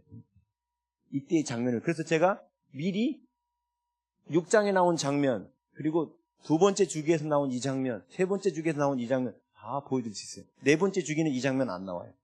나오는 거야. 짧게 나오는 거예요. 계시록은 4개의 주기로 돼 있어요. 자, 여기서 마지막으로 등장한 게 뭐였어요? 독수리예요. 독수리. 그렇죠? 독수리가 뭘 상징한다고요? 하나님의 백성들을 훈련하는 걸 상징해요. 자, 그럼 이제 6장으로 돌아갈게요. 6장으로 돌아와서 6장 넷째 생물은 독수리의 음성이었습니다. 오라 하기로 8절, 6장 8절 여기 보면 뭐라고 됐냐면 내가 봄에 청황색 말이 나오는데 그 탄 자의 이름은 사망이니 음부가 그 뒤를 따르더라. 이게 청황색 말이라고 돼 있죠. 청색하고 황색하고 섞여 있으면 무슨 색이에요? 보라색. 이게 뭐냐면 죽은 사람 얼굴 빛깔. 믿지 않는 사람, 죽은 사람 얼굴 빛깔이 청황색입니다. 제가 목사다 보니까 장례식을 엄청 많이 했잖아요. 시신을 엄청 많이 수습했거든요. 직접 염습은 안 해도 염습할 때 항상 들어갔어요. 항상 들어가서 상주 세워놓고 시신 닦을 때 미리 장의사들 축복기도 해주고 상주 옆에다 세워놓고 고인의 얼굴을 상주하고 같이 바라보면서 상주 전도하거든요. 그래서 죽은 사람 얼굴을 제가 진짜 많이 봤습니다. 자살한 사람도 3번 보고 아무튼 그런데 그중에 크리스찬 아닌 사람이 죽은 얼굴 보면요 얼굴이 시커매요. 왜요? 죽기 전에 겁에 잔뜩 찔려가지고 얼굴이 굳어있고 보면 무섭습니다. 예수 믿고 간 분들은 얼굴이 평안해요. 오히려 살아있을 때보다도 더 평안해요. 예수님 믿고 가신 분들은 달라요. 보면 장의사들도 알아요. 그거는. 자, 그런데 여기 청황색이라는 게 바로 그 죽은 사람의 낯빛으로 해석해 놓은 거예요.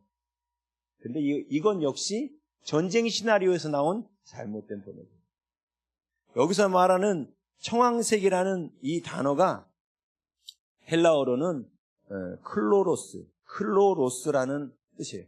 이 클로로스라는 이 단어는 오직 여기만 청황색으로 번역해놨지 마태복음 6장 39절 여기 보면 푸른 잔디라고 돼 있어요. 그 푸른이 요 클로로스예요. 그리고 당장 계시록 8장 7절 한번 보세요. 8장 7절에 보면 첫 번째 천사가 나팔을 부니 섞인 우박과 불이 나와서 땅에 쏟아지며 땅의 3분의 1 타고 수목은 3분의 1도 불타고 각종 푸른 풀도 타버렸더라. 푸른이라는 단어가 똑같은 단어예요. 클로로스예요. 푸르다는 뜻이에요. 정확한 뜻으로는 이 클로로스라는 단어가 그 파란색과 노란색 사이에 있는 색깔이에요. 연두색이에요. 약간. 푸른 잔디를 뜻할 때 하는 거예요. 여호와는 나의 목자시니 내가 부족함이 없으리다. 그가 나를 푸른 초장에 누이시고 할 때 그 푸른이라는 단어예요. 근데 이거를 전쟁 시나리오로 이 모든 인을 해석하다 보니까 멍에도 저울로 해석하고 이 푸른이라는 이 이쁜 색깔을 죽은 얼굴 낯빛으로 해석한 거예요. 이 클로로스라는 이 단어를 죽은 얼굴 낯빛으로 해석한 유일한 용례가 뭐냐면 성경에 나오지 않고 호모라는 사람이 쓴 책에 나와요. 호모라는 그 헬라 사람이 쓴 책에 그 클로로스라는 단어를 죽은 사람의 낯빛으로 썼어요. 그래서 그거 하나 근거 가지고 여기서 바꿔버린 거야. 뭔 얘기인지 아시겠죠? 오해예요. 이거. 또 그도 그럴 것이 그런 생각을 충분히 할 만한 것이 왜 그러냐면 이 푸른 말을 타고 있는 사람이 누구예요? 여기 보니까 8절에 보라 푸른 말이 나오는데 그 탄 자의 이름은 사망이니 사망이 탔다 하니까 더욱더 푸른 말이 안 되는데 찾다 보니까 호모가 죽은 사람의 얼굴을 푸르다고 그랬어. 그래서 이렇게 해석을 한 거예요. 이건 너무 끌어막추기적 해석인 거 아니에요? 번역이? 그런 거죠. 왜 신약 성경 자체에도 클로로스라는 단어가 단 한 번도 보라색으로 쓰인 적이 없다니까요. 보라색하고 연두색하고 얼마나 다릅니까? 그렇죠? 푸른 잔디 할 때 나오는 색깔이에요. 이 클로로스라는 단어가. 멍에도 저울로 잘못 번역한 거지. 이것도 그렇게 번역한 거예요. 자, 말씀드렸죠. 하나님께서 우리를 훈련시키셔요. 훈련시키는데 위에서 떨어뜨려요. 예? 떨어뜨리죠. 떨어뜨리면 우리 죽을까요? 죽는 것 같죠. 사망하는 것 같고 무덤에 내려가는 것 같고. 그렇죠? 근데 뭘 타고 있어요 지금? 푸른 잔디 위에 있어요. 우리는 푸른 잔디. 자, 독수리의 그림이 뭐라 했습니까? 훈련이라 했죠. 성도들을 거룩하게 훈련시키는 거라 했죠. 성도들을 거룩하게 훈련시키는 거예요. 그런데 그 성도들을 거룩하게 훈련시키도록 하는 그 내생물이 불러서 나타난 그 말은 푸른색 말이에요. 푸른 잔디예요. 마치 시편 23편을 연상케 하는 푸른 잔디예요. 예수님께서 오병이의 기적을 행하실 때도 요한복음 6장에서는 푸른 잔디에 앉았다는 걸 강조합니다. 그러면 지금 심각한 상황은 아닌 거죠. 그런데 사망과 음부라는 단어 갖고 자꾸 전쟁 이미지 갖고 해석을 하니까 이렇게 된 거예요. 제가 말씀드린 것처럼 요 전 3년반의 4가지는 하나님의 백성들이 훈련받는 모습입니다. 자, 근데 보세요. 그래서 그 탄자의 이름은 사망과 음부니 그 뒤를 따르더라. 그죠? 근데 그 사망과 음부가 그들이 여기 보니까 이 땅 4분의 1의 권세를 얻어 검과 흉년과 사망과 땅에 짐승들로서 죽이더라. 이렇게 돼 있습니다. 그런데 이 번역을 또 정확하게 하면 이렇게 해야 되는 거예요. 죽이더라가 동사가 아니고요. 이건 부정사예요. 부정사. 주 동사는 얻어예요. 얻어. 이게 뭔 얘기냐면 그들이 검과 흉년과 사망과 땅의 짐승들로서 죽이는 땅 4분의 1의 권세를 얻었더라. 이거예요. 그러면 아직 죽이는 일이 일어나지 않은 거예요. 근데 이 번역을 보면 이미 죽이는 일이 일어난 것처럼 해석을 해버린 거예요. 헬라 원문은 아직 죽이지 않았습니다. 죽이는 권세를 얻었다라고만 나와 있지. 제가 이 얘기를 왜 할까요? 말씀드린 것처럼 이때부터 환난이 시작된다 했잖아요. 진짜 환난은. 이때부터 시작되는 거예요. 그런데 이들이 어떤 권세를 갖고 있다고요? 4가지 권세 갖고 있어요. 검, 흉년, 사망, 땅의 짐승들로서 죽이는 권세를 갖고 있다고요. 땅의 4분의 1을. 그렇죠? 자, 일단은 이게 성도들이 하나님 앞에 하나님의 영광에 이르도록 훈련받는 모습도 갖고 있는데 문제는 뭐냐면 이 훈련 이탈병들이에요. 훈련을 안 받는 사람들은 어떻게 해야 되죠? 네? 자, 제가 구국집회 때 말씀드렸는데 이 후 3년 반이 성경은 바벨론 환란이라고 말해요. 바벨론의 환란이라고. 그렇죠? 그런데 계시록을 쓸 당시에는 바벨론이라는 나라는 이미 사라졌습니다. 그렇죠? 그런데 왜 굳이 바벨론 환란이라고 썼는가? 구약의 바벨론 환난을 참고하라 이 뜻이라 했죠? 자, 후 3년 반의 대환난을 바벨론 환난이라고 말해서 이 기간 동안에는 바벨론으로 끌려갔기 때문에 예배가 폐해졌습니다. 다니엘서에서도 후 3년 반 기간 동안에는 예배를 드리지 못해요.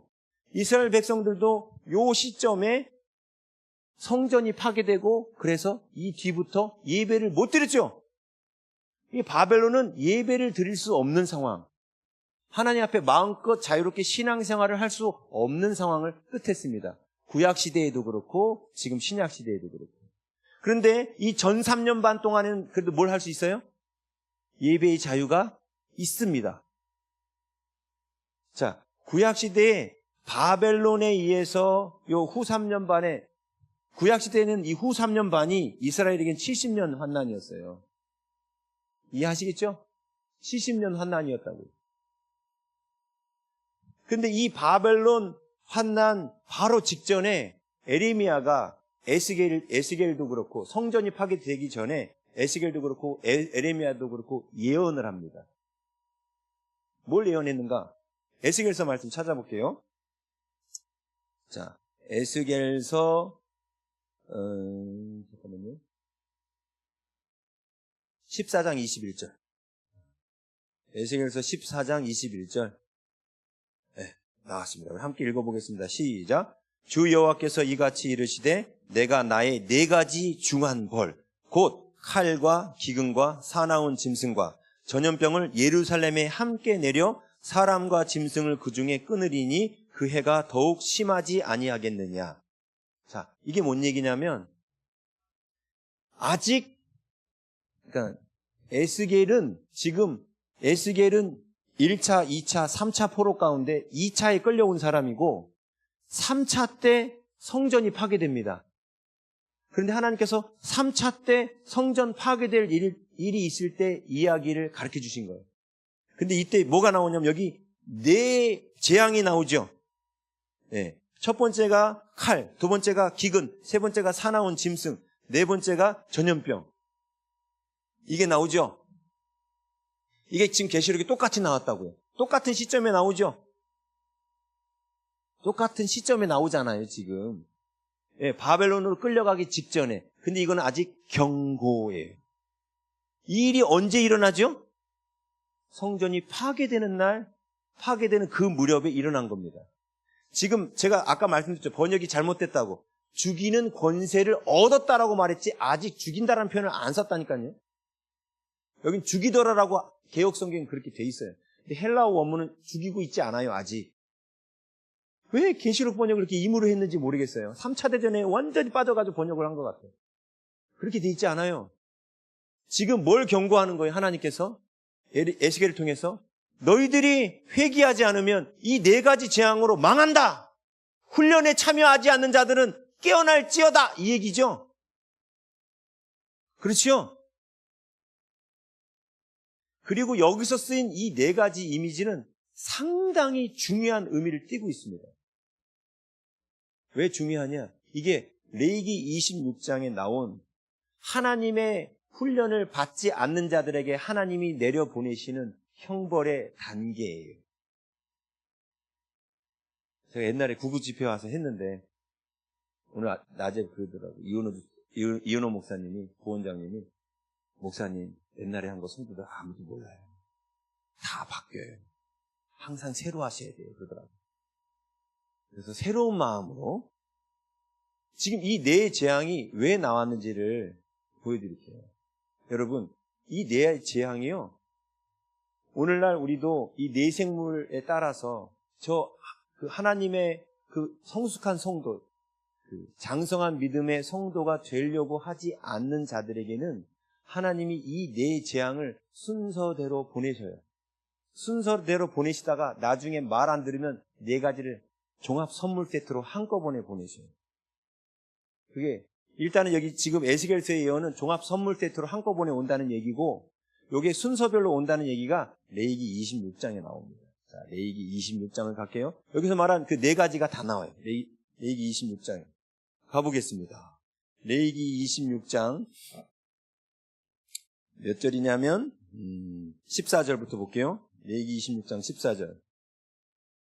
그러나 너희가 내게 청종하지 아니하여 이 모든 명령을 준행하지 아니하며 내 규례를 멸시하며 마음에 내 법도를 싫어하여 내 모든 계명을 준행하지 아니하며 내 언약을 배반할진대. 쉽게 말하면 훈련 안 받는 사람들이죠. 왕이 되려고 안 하는 사람들이죠. 이렇게 하면 하나님이 어떻게 하시는가? 16절. 이게 1단계. 내가 이같이 너희에게 행하리니 곧 내가 너희에게 놀라운 재앙을 내려 폐병과 열병으로 눈이 어둡고 생명이 쇠약하게 할 것이요 너희가 파종한 것은 헛되리니 너희의 대적이 그것을 먹을 것이요 17절에는 너희는 쫓는 자가 없어도 도망할 것이다. 이렇게 말해요.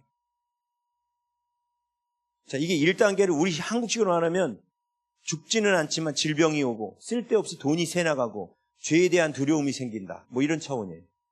여러분이 주일날 주일성수 열심히 하다가 주일성수를 안 하면 하나님이 교회 나가야 되는데 하고 죽지 않을 만큼의 가벼운 질병, 뭐 감기가 걸린다든지 뭐 이렇게 소화가 안 된다든지 이렇게 이런 걸로 경고하실 수도 있고, 쓸데없이 새나가는 물질, 갑자기 차를 갖다 슥 긁어가지고 말이야 범퍼를 30만 원에 또 새로 칠해야 되는 이런 일도 벌어지고, 또 죄에 대한 두려움, 주일날 빠지면 꼭 지옥 갈 것 같은 생각, 하늘에서 날벼락이 칠 것 같은 두려움이 오고, 여기 1단계. 1단계. 자, 그런데 문제는 뭐냐? 18절에 이렇게 나와요. 또 만일 너희가 그렇게까지 되어도 내게 청종하지 아니하며 너희의 죄로 말미암아 내가 너희를 7배나 더 징벌하리라. 단계가 더 심해질 거다, 이 얘기죠. 그러면서 나오는 게 19절 2단계로 나갑니다. 2단계. 내가 너희의 세력으로 말미암은 교만을 꺾고 너희의 하늘을 철과 같게 하며 너희 땅을 녹과 같게 하리니. 땅에 철판을 깔고 땅에다가 놋을 깔는다는 게 무슨 뜻이에요? 비가 안 내리고 이슬이 안 생겨서 기근이 온다는 뜻이에요. 1단계에서는 소출은 있었는데 쓸데없이 새 나갔는데, 2단계에서는 아예 기근이 오는 단계, 직장에서 잘리는 단계, 네? 뭔가 더 이상 소득이 안 들어오는 좀 심각한 단계로 가는 거죠. 아무리 이력서를 넣어도 취직이 안 되는 단계, 뭐 예를 든다면 그런 거죠. 그래서 20절 너희의 수고가 헛될지니라. 땅은 그 산물을 내지 아니하고 땅의 나무는 그 열매를 맺지 아니하리라. 물질이 막히는 거예요. 이게 2단계입니다. 근데 사람들이 1단계일 때 아이고 내가 주일 성수를 못해서, 아이고 내가 자꾸 욕심 부려서, 아이고 내가 세상을 사랑해서, 깨닫고 돌아오면 할렐루야죠. 근데 마귀는 와서 우리한테 뭐라 그러는지 아세요? 우연이야, 우연. 이것 때문에 하나님은 사랑인데 이런 거 주시겠어? 이렇게 말해요. 하나님은 사랑이시니까 때리시는 거예요. 그렇죠? 근데 우연이야, 우연하고 돌이키지 않으면 어떻게 된다? 2단계로 넘어가는 거예요. 2단계는 아예 그냥 직장에서 잘려, 그냥. 응? 막 이렇게 돼요, 이게. 자, 그런데 21절. 너희가 나를 거슬렀다는 게 뭐야? 그래도 안 들었다는 거야. 내게 청종하지 아니할진대 내가 너희의 죄대로 너희에게 7배나 더 재앙을 내릴지라. 몇 단계로 들어간대 이제? 3단계로 들어가는 거죠. 3단계가 뭐예요? 22절. 내가 들짐승을 너희 중에 보내리니 그것들이 너희의 자녀를 움키고 너희 가축을 멸하며 너희의 수요를 줄이리니 너희의 길들이 황폐하리라. 실제로 유다가 망하기 직전에 에레미야, 이건 이거 띄우지 마세요. 제가 그냥 읽어만 드릴게요. 에레미야 5장 6절에 보면 이런 말씀 나와요. 그러므로 수풀에서 나오는 사자가 그들을 죽이며 사막의 이리가 그들을 멸하며 표범이 성읍들을 엿본즉 그리로 나오는 자마다 찢기리니 이는 그들의 허물이 많고 반역이 심함이니이다. 나중에 이게 사종 선물 세트로 함께 온다 했죠? 네? 함께 와요. 왜? 첫 번째 거는 1단계는 아예 오지도 않아. 왜? 기근이 오면 뭐 소출을 뺏길 일도 없잖아. 1단계는 안 오고 2단계, 3단계, 4단계 2, 3, 4, 5단계가 세트로 와요. 세트로. 예? 그래서 에레미야도 들짐승이 나타나서 사람들을 해야 할 거야. 사자도 나타나고 표범도 올 거라고 예언했잖아요. 여기도 그렇게 되어 있죠. 하나님이 분명히 사인을 보냈어. 직장도 잘렸어. 근데도 목이 고다. 아니야, 이건 우연이야. 내가 노력을 안 해가지고 직장 취직은 안 될 뿐이고, 아니야, 이거는 그냥 우연히 이런 일이 일어날 뿐이고 하고, 하나님이 돌이키라는 죄에서 안 돌이키면 몇 단계로 넘어가요? 3단계. 3단계가 뭐다?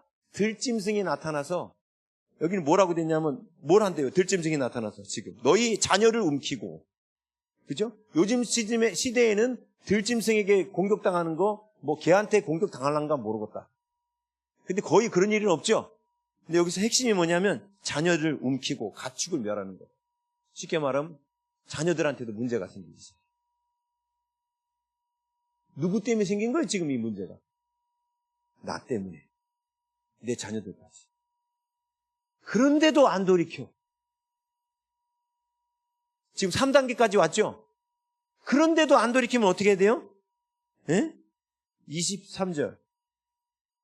이런 일을 당하여도 너희가 내게로 돌아오지 아니하고 내게 뭐 할진대? 이제부터 표현이 바뀝니다. 대항할진대로 바뀌어요. 자, 이제 여러분들한테 아주 중요한 얘기 하려고 그래요. 너무너무 중요한 얘기 하려고 그래요.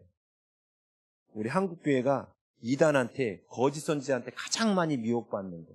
구원에 관한 잘못된 교리. 그게 뭐냐면 한 번 내가 예수님을 영접하면 내 구원은 취소되지 않는다. 이게 구원파입니다.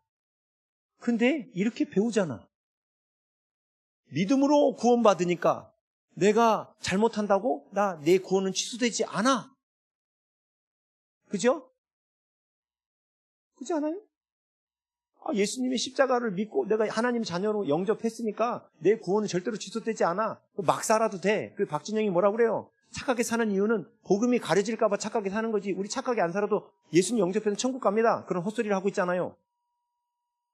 그런데 마치 교회도 그렇게 가르치는데 그건 이단이라고 그랬는데 근데 왜 그게 잘못된 거지? 몰라. 잘 들으셔야 돼요. 우리가 구원받는 거는 오직 뭘로만 구원받아요? 믿음으로만 구원받습니다. 저 믿는데요? 저 믿어요. 근데 사람들이 착각하는 게 있어요. 자, 칼뱅주의는 구원의 안정성을 강조하고 있고요. 알미니안, 감리교예요. 알미니안은 성화의 긴장성을 강조하고 있어요. 구원의 안정성을 칼빈주의가 말하고 알미니안은 구원의 성화의 긴장성을 말합니다. 뭔 얘기냐면 한번 예수님을 영접하면 우린 절대로 지옥 안 가. 성도의 견인. 어디가 있든 하나님 데리고 와가지고 앉혀가지고 결국 구원받게 해. 왜? 창세전에 택했잖아. 그죠? 견인이란 단어가 그 단어가 아니에요.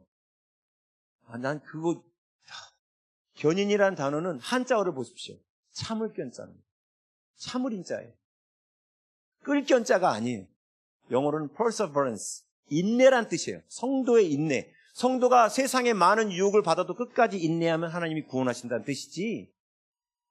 성도가 세상에 유혹받아서 세상 끝에 나갔어도 하나님 코 깨고 데려온다라고 칼빈이 말하지 않았습니다. 견인이란 자를 자꾸 오해하고 있어요. 저 장로교 목사입니다. 저는 총총 출신이에요. 총신대 89학번 출신이고 총신 신대원 92회 졸업입니다. 완전히 깔뱅주의입니다, 저. 이게 칼빈주의는 뭘 말하는 거냐면 예수님을 믿었으면 우리가 하나님의 자녀가 됐기 때문에 우리는 하나님의 자녀다. 그러니까 우리의 구원은 취소되지 않는다. 그래서 구원의 안정성을 강조하는 거예요. 우리 믿음으로 구원받는 거지 우리가 예수님 믿고 죄졌다고 지옥 가지 않는다. 왜? 하나님 자녀가 됐으니까. 관계로 구원받는 거다. 이게 구원의 안정성을 강조하는 거예요. 근데 이거를 칼뱅주의가 계속 강조하다 보니까 교회 안에 그래 구원파적 교리가 확산되는 거예요. 이 안정성을 너무 강조하니까 칼뱅주의가 이 한쪽으로 치우친 거예요. 이걸 강성 깔뱅주의라고 그래요. 강성 깔뱅주의. 이게 이단이에요. 뭐냐면 한 번 받은 구원은 절대로 취소되지 않으니까 막 살아도 아무 상관없다. 세상 어디 가서 타락하고 있어 하나님 께서 구원한다.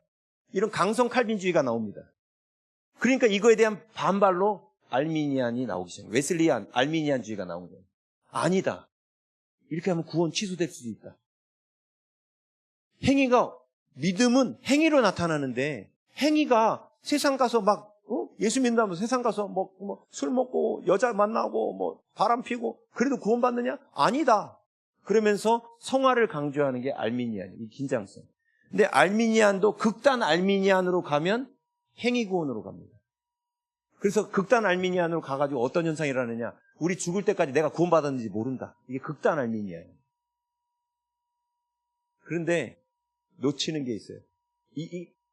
그러니까 우리는 좌로나 우로나 치우치면 안 돼요. 근데 우리는 안정성과 긴장성은 다 갖고 있어야겠죠. 그래야 우리가 거룩해질 거 아닙니까? 지금 이 레위기 26장이 지금 뭘 해주고 있냐면 그 안정성과 긴장성에 관한 얘기를 가르쳐주고 있는 거예요. 자, 보세요. 우리는 믿음에 있어서 두 가지 믿음이 있어야 돼요.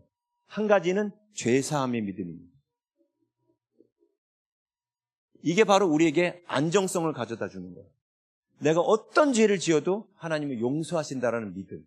이게 안정성을 가져다 줘요. 근데 여기에 믿음이 하나가 더 필요합니다. 거룩해질 수 있다라는 믿음. 곧 예수 그리스도를 닮을 수 있다라는 믿음. 이 믿음이 있어야 돼요.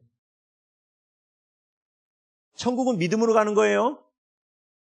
자, 우리가 하나님의 형상인데 하나님의 영광이 우리 안에 들어오는 것이 우리가 그분을 닮아가는 거라 했죠. 근데 옆집 아줌마 말고 내 아들을 괴롭히는 아주 나쁜 일진 그놈이 있어. 주님이 그놈을 용서하라는데 하나님 어떻게 그런 놈을 용서할 수 있습니까? 그는 하나님만 하실 수 있지 인간인 저희는 못합니다 라고 말하는 사람은 지옥 갑니다. 왜요? 이 말에서 뭐가 잘못됐을까요? 예? 보세요. 하나님, 그 사람을 용서하는 게 하나님을 닮는 건데, 닮아가는 건데, 저 용서할 힘이 없어요. 용서할 힘을 차라리 주세요. 근데 그놈만 보면 막 그냥 너무 미워. 또 그날 실패. 또 와가지고 하나님, 도저히 용서 못하겠어요. 근데 하나님 용서하라고 하셨죠? 용서할 힘 좀 주세요. 근데 그 다음날 간다 또 죽이고 싶어. 이 사람은 구원받아요. 뭔 차이인지 아세요? 한 사람은 거룩해질 수 있다는 믿음이 있고 한 사람은 거룩해질 수 있다는 믿음이 없습니다. 나는 저 사람을 용서할 수 있는 거룩한 사람이 될 수 있다는 믿음이 없는 거예요. 이 거룩해지는 것을 제가 비유를 들어볼게요. 어떤 비유냐면 거룩해지는 것이 마치 아기들은 못 걷죠? 예? 못 걷는 게 죄인의 모습이라고 생각하고 걷는 모습이 예수님 닮은 모습이라고 생각할게요. 그러면 아기들이 처음부터 걸어요? 못 걷죠? 그러니까 걸음마를 시도하죠. 그러다 어떻게 됩니까? 엉덩방아 찢죠? 엉덩방아 찢어요. 그렇죠? 그럼 죄진 거죠, 다시. 예? 근데 이 아이가 탁 앉더니만 그래, 난 안 돼. 난 평생 못 걸을 거야. 난 안 돼. 이러고 있으면 이 아이는 걸을까요? 못 걸을까요? 못 걸어요. 평생 못 걸어요. 근데 아이들이 엉덩방아 찜에도 불구하고 왜 아이들은 맨날 일어나려고 그러죠? 기지도 못하는 것들이 벌써부터 일어나려고 그래, 어떨 때는. 그죠? 왜 그러는 거예요? 다른 사람들 보니까 다 두 발로 걷거든. 나도 두 발로 걸어야 된다고 생각하는 거고, 나도 두 발로 걸을 수 있다고 믿는 거죠? 본인이 두 발로 걸을 수 있다고 믿으니까 자꾸 일어나는 거예요. 그렇죠? 근데 걸을 수 있다고 하다가 다시 또 어떻게 돼? 엉덩방아죠. 또 죄졌네. 예수님 닮을 줄 알았는데 또 죄졌네. 그렇죠? 근데 또 어떻게 해요, 얘가? 또 일어나요. 애들이요 4,000번을 넘어진대. 4,000번. 걸음마 배울 때까지. 근데 결국은 어떻게 됩니까? 계속 일어나서 걸으려고 하는 애들은 결국은 어떻게 돼요? 걷게 되죠? 그런데 걸으려고 하다가 넘어졌어. 근데 바로 그날 내가 죽어서 꼴가닥 심판대 앞에 간 거야. 이 사람은 천국 갈까요? 지옥 갈까요? 분명히 넘어졌어. 못 걸었어. 죄를 졌죠? 이 사람 천국 갈까요? 지옥 갈까요? 천국 가요. 왜 그렇죠? 걸을 수 있다는 믿음이 있었기 때문에 일어나려고 하다가 넘어졌잖아요. 근데 걸을 수 있다는 믿음이 없는 사람은 어떻게 되는 거예요? 아예 걸을 생각조차 안 하는 거예요. 천국은 행위로 가는 게 아닙니다. 믿음으로 가는 거예요. 근데 그 믿음은 죄사함에 대한 믿음과 거룩해질 수 있다는 믿음이 있어야 됩니다. 내가 예수 그리스도를 닮을 수 있다는 믿음이 있어야 되는 거예요. 초대교회 이단이 뭔지 아세요? 제가 아시아 7교회 하면서 했어요. 니골라당 얘기하면서. 우리는 이 더러운 육체를 갖고 있기 때문에 예수님처럼 그렇게 거룩해질 수 없어. 예수님은 육체로 오신 게 아니야. 이게 초대교회 이단이에요. 우린 육체를 갖고 있기 때문에 결코 예수님처럼 그렇게 걸을 수 있는 사람은 못 돼. 이건 아예 걸을 생각 안 하는 사람이죠. 요게 이단이라고요. 우리 안에는 어떤 마음이 있어야 돼요? 내가 누구를 닮을 수 있다. 그렇죠. 예수님만큼 사랑할 수 있다라는 믿음이 있어야 돼요. 내가 예수님처럼 행할 수 있다는 믿음이 있어야 돼요. 그걸 믿는 사람은 자꾸 일어나려고 하겠죠. 일어나다가 넘어질 수도 있어요. 근데 믿음 있는 사람은 그걸 회개하고 죄사함의 믿음도 갖고 있으니까 회개하고 또 엉덩이 털고 또 다시 어떻게 해요? 또 일어나고 넘어져도 또 어떻게 해요? 또 일어나고. 그렇죠? 그런데 이런 사람이 있어. 어차피 용서해 주시잖아. 오늘 죄 짓고 회개하고 갔다 와 또 죄 짓고. 이건 아예 걸을 생각이 없는 사람입니다. 그 사람 확실하게 말씀드립니다. 지옥 갑니다. 왜? 믿음이 없기 때문에. 거룩해질 의지가 없기 때문에. 거룩해질 의지가 없거든. 믿지 않으니까 의지도 없는 거예요. 그 사람 지옥 갑니다. 왜 구원파가 이단입니까? 거룩해질 수 있다고 믿지 않기 때문에 지옥 가는 거예요. 그 믿음이 없기 때문에. 아시겠어요? 지금 왜 사람들이 율법을 행하지 않을까요? 왜 하나님의 경고가 1차, 2차, 3차까지 올까요? 하나님이 거룩해지려고 하는 사람한테 이렇게 징계를 보낼 것 같습니까?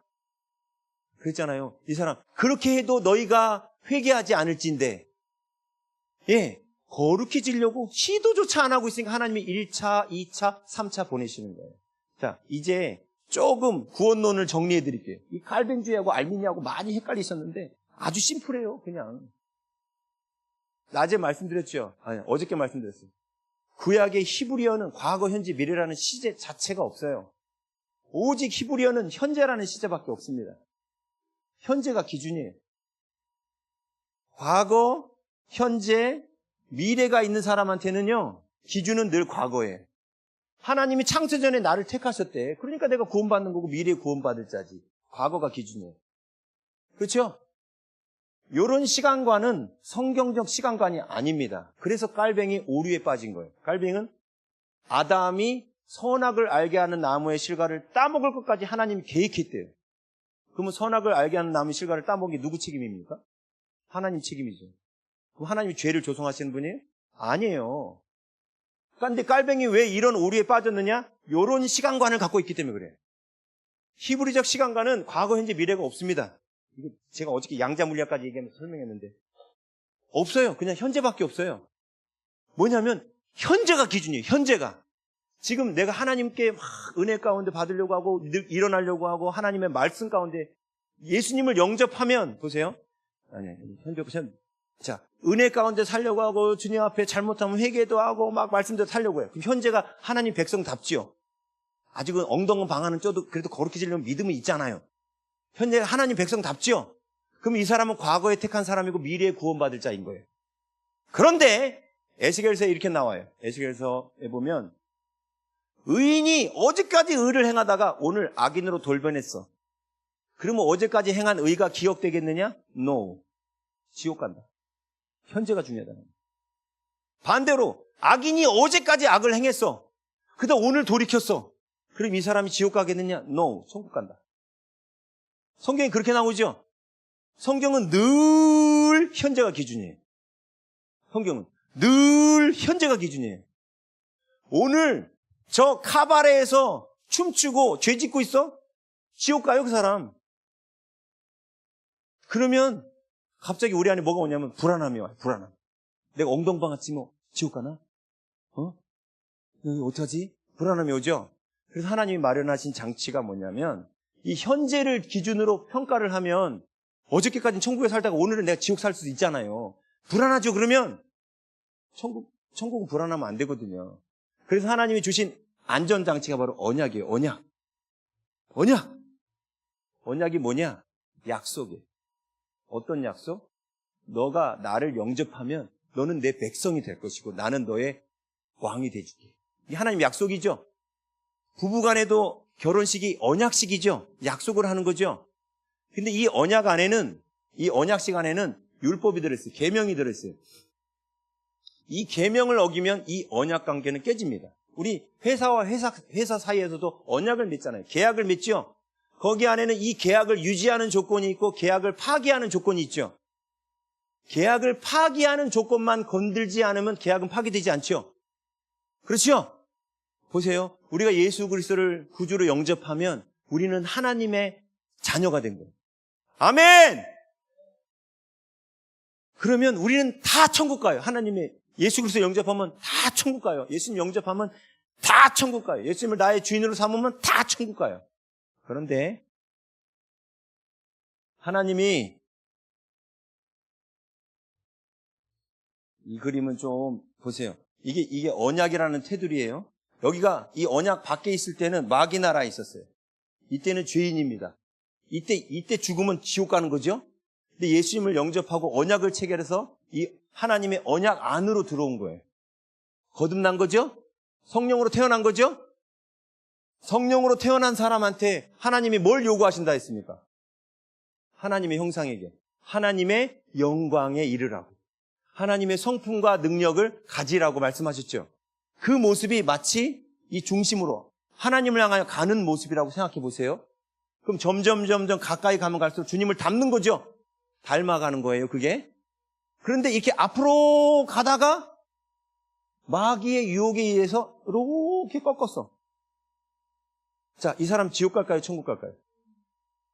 예? 지금 이 상태. 아직 언약 안에 있죠. 하나님이 이렇게 가다가 이렇게 꺾었을 때 1차, 2차, 3차까지 하나님이 언약 관계를 유지하신다는 거예요. 이 레위기 26장의 내용이 그 내용이에요. 1차, 2차, 3차까지는 이 언약이 안 깨진다는 거예요. 우리가 죄를 지었다고 바로 지옥 보내시지 않는다는 거예요. 우리가 죄를 지어서 이 언약이 깨질 것 같으면 하나님 어떻게 하세요? 이런 사건들을 보내시는 거예요. 너 이러면 안 돼. 너 그러면 영영 마귀한테 물려가서 다시 세상으로 나가게 돼. 하고 경고의 사인을 보내신다는 거예요. 그러면 우리가 그렇게 되지 않는 한은 안정성이 있죠. 안정성이 있잖아요. 그렇죠? 그렇잖아요. 그리고 혹시라도 근데 1차까지 왔어. 1차 재앙이 왔네. 그럼 뭐가 생겨요, 그때? 아, 하나님께로 다시 가야겠다는 긴장성 생기죠. 적절하게 안정성과 긴장성이 있죠. 그게 언약이에요. 정리되셨어요? 이제 이단을 구별하실 줄 알아야 돼. 천국은 행위로 가는 게 아닙니다. 믿음으로 가는 거예요. 근데 행위가 잘못됐을 때 믿음, 그래서 야고보서는 네 믿음을 행위로 보이라 하잖아요. 이게 잘못된 길을 갈 때, 이 잘못된 길이 뭐냐면 나는 주님을 닮을 수 없어. 나는 주님을 닮을 수 없어. 라고 말하는 겁니다. 그런데 하나님 바로 언약을 깨지 않습니다. 경고하십니다. 1차, 2차, 3차 경고하십니다. 돌아오라고. 그런데도 안 들으면 어떡하죠? 그런데도 안 들으면. 예수님이 이 말씀 하셨습니다. 마태복음 18장에 보면 어떤 사람이 죄를 범하거든 그 사람과만 만나서 그 사람의 죄를 알려줘라. 근데 그 사람의 말을 듣지 않으면 두세 증인을 데리고 가서 말해줘라. 2차. 그래도 듣지 않으면 교회가 가서 얘기해라. 3차.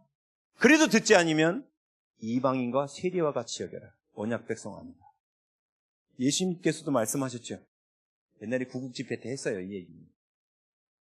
예수님께서도 말씀하셨어요. 3번까지 기회 있다고. 그러나 너 죄졌어 한 번, 너 죄졌어 2번. 이런 식으로는 안 하세요. 하나님 쪼잘쪼잘하게 그렇게. 째째하신 분 아니에요. 우리 인생 가운데 이런 경고들을 보내시죠. 네? 경고를 보내셔요. 그런데 이 3차까지 듣지 않으니까 하나님이 아까 뭐라고 말씀하셨어요? 내게 뭐 할진데? 대항할진데. 이게 바로 이 순간부터 언약이 깨지는 겁니다. 제가 지지난 구국 집회 때 그 얘기도 해드렸어요. 요시아 왕이 율법책을 발견했는데 바로 이 레위기 26장을 읽은 거예요. 레위기 26장을 읽은 거예요. 그랬더니 지금 이스라엘이 몇 단계에 왔을까요? 4단계. 4단계 볼게요. 4단계. 자, 24절. 나도 너희에게 뭐하여? 대항하여. 이런 일을 당하여도 할 때 나도 너희에게 뭐하여? 대항하여. 너희 죄로 말미암아 너희를 7배나 더 치리라. 앞에까지는 대항이란 말을 안 하셨어요, 하나님께서. 이제는 언약 관계가 깨집니다. 그래서 망합니다. 더 치리라. 그러면서 25절 드디어 4번째 단계가 나옵니다. 4번째 단계. 내가 칼을 너희에게로 가져다가 언약을 어긴 원수. 언약을 어겼다고 선포하시죠, 여기? 3번째 단계까지는 언약을 어겼다는 말을 하시지 않습니다. 근데 3번째의 경고마저도 무시하면 레위기 26장은 뭐라고 말해요? 언약을 어긴 원수를 갚을 것이며 너희가 성읍에 모일지라도 너희 중에 연병, 칼, 연병을 보내고 너희의 대적의 손에 넘길 것이며 내가 너희의 의뢰하는 양식을 끊을 때 기근 나왔죠? 10 여인이 한 화덕에서 너희 떡을 구워 저울에 달아주리니 너희가 먹어도 배부르지 아니하리라. 그 4종 세트 다 나왔죠? 네? 지금 이스라엘이 바벨론 포로 직전에 바로 4단계 요시야 왕 때가 이미 이스라엘 남유다 왕국이 4단계에 들어온 것을 요시야가 깨달은 거예요. 율법책 보고.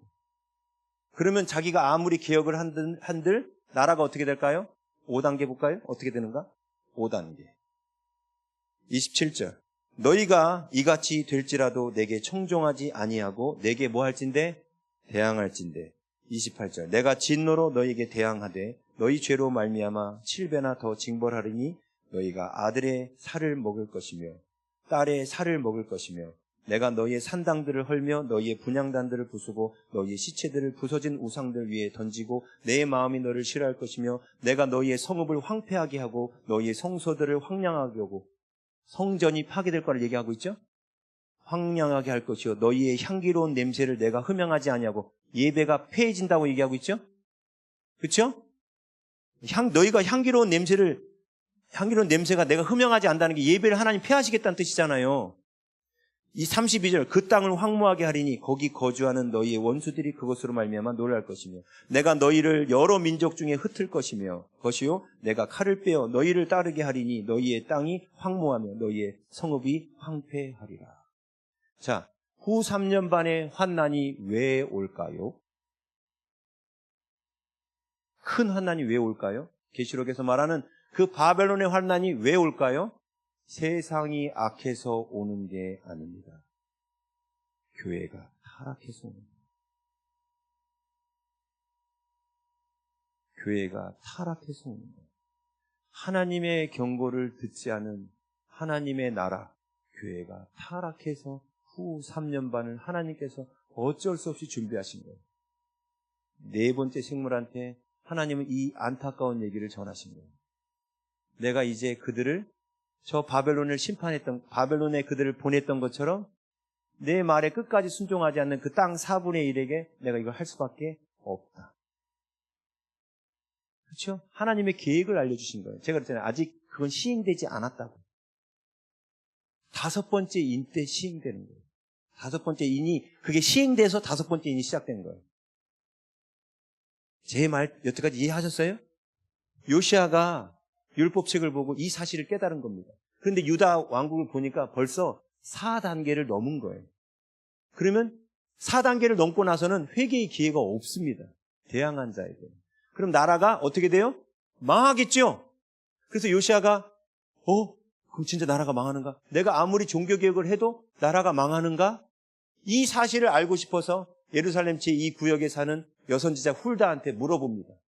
훌다는 성경책이 없었어요. 그냥 하나님 앞에 선지자로서 그냥 듣기만 하는 사람이에요. 물어봅니다. 이 언약의 말씀대로라면 우리는 망할 텐데 정말 망하냐? 하고 확인을 보내요. 그랬더니 여선지자 훌다가 뭐라고 말해요? 예, 왕께서 읽으신 대로 이 나라는 망합니다. 그러나 왕께서는 그 멸망을 보지 않고 평안히 묘실로 들어갈 거라고 하나님께서 전하라 하십니다. 그래서 요시아가 그때 얼마나 마음이 힘들었겠어요. 그죠? 내가 아무리 개혁을 해도 망하는구나. 그죠? 그럼 뭔가 대책을 세워야 되지 않아요? 그런데 놀라운 건 무슨 대책을 세울지가 그 뒤에 나왔어요. 레위기 26장 뒤에. 볼게요. 자, 26장 34절. 너희가 원수의 땅에 살 동안에, 이게 요시아 왕이 읽은 내용이에요, 이게.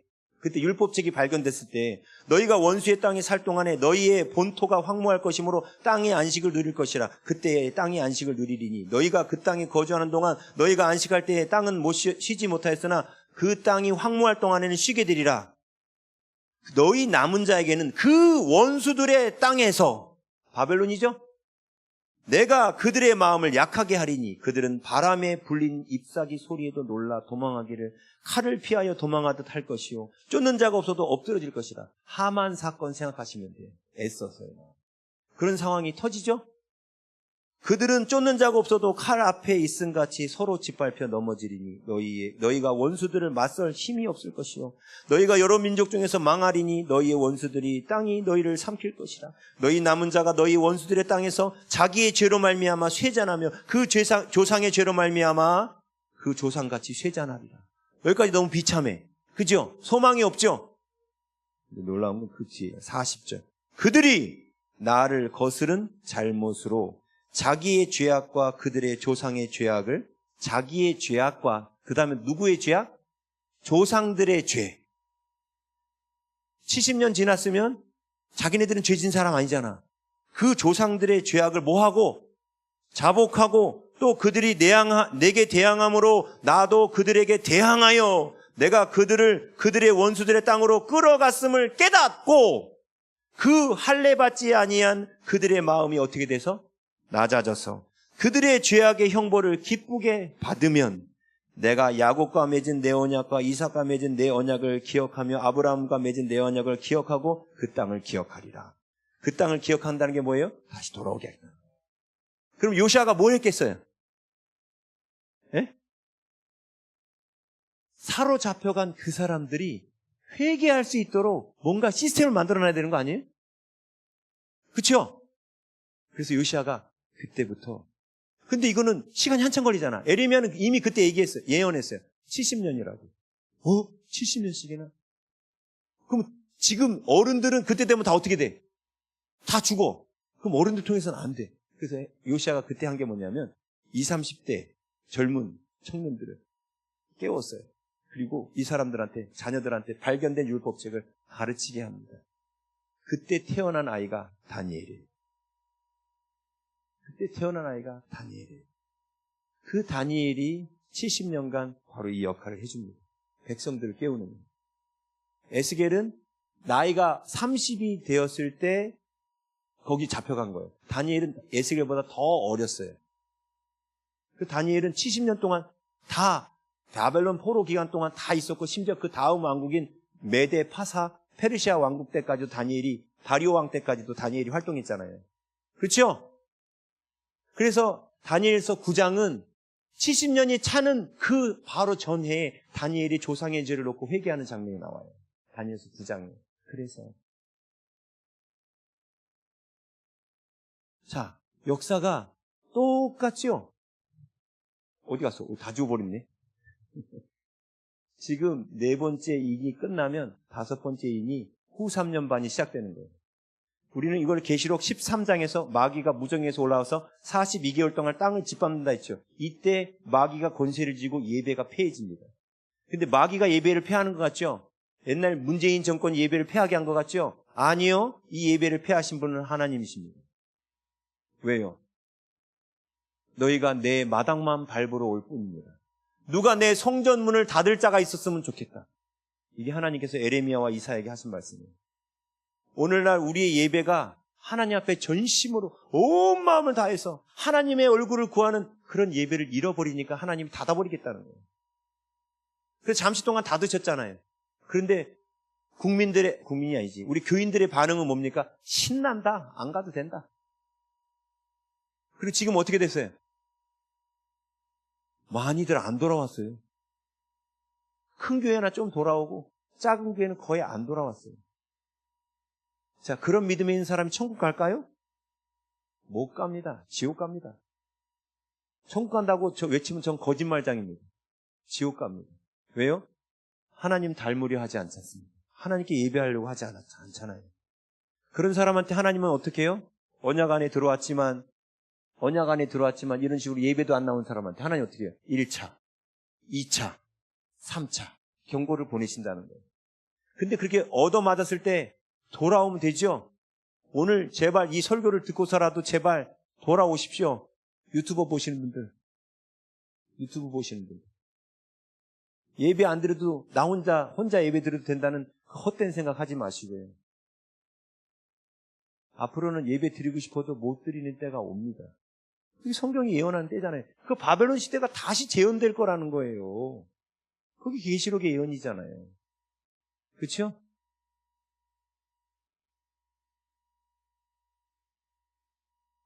우리가 지금 그런 시대에 있습니다. 이제 세상 돌아가는 게 보이세요? 당장 현실이 그렇잖아요. 교인들이 예배를 사모하지 않아요. 주일 성수 다 무너졌습니다. 주일날 도시락 사갖고 오는 교회는 많지 않아요. 저기 어디더라? 윤석전 목사님 교회는 도시락 사갖고 온다 하더라고요. 다 교회 앞에서 사 먹어요. 돈 주고. 그러면 그 사람들은, 장사하는 사람들은 평생 예수님 못 믿습니다. 장사해야 되니까. 교회 언제 나와요? 그렇죠? 주일날 와가지고 소그룹 모임을 그 교회 근처 카페 가서 합니다. 그럼 그 카페 사장은 평생 교회 못 나옵니다. 그 사람 지옥 보내는 거죠. 주일 성수가 무너졌어요. 에스겔서 통해서 하나님께서 경고하신 게 뭐냐면 안식일이 무너진 거예요. 안식일이 무너지면 다 무너집니다. 예배가 무너지면 다 무너집니다. 그래서 시험 든 사람 제일 먼저 뭐부터 안 해요? 예배부터 안 나와요. 예배 안 나오면 하나님 어떻게 할까요? 1차 보냅니다. 그래도 못 깨달아. 왜? 이 설교라도 들었으면 깨달았을 텐데 못 들었잖아. 성경도 안 읽고. 그렇죠? 성경이라도 읽으면 이거 읽어도 여러분 그냥 지나가지 않았어요? 레위기, 내 인생의 위기. 이걸 내가 왜 읽나? 그리고 그냥 빨리 지나가잖아요. 안 보여. 너무 중요한 말씀이 레위기에 엄청나게 많아요. 레위기는 우리가 제사장 직분을 감당하려면 반드시 알아야 되는 성경입니다. 레위기는. 제사장 직분을 하려면 레위기를 알고 있어야 돼요. 너무 중요한 성경책이에요.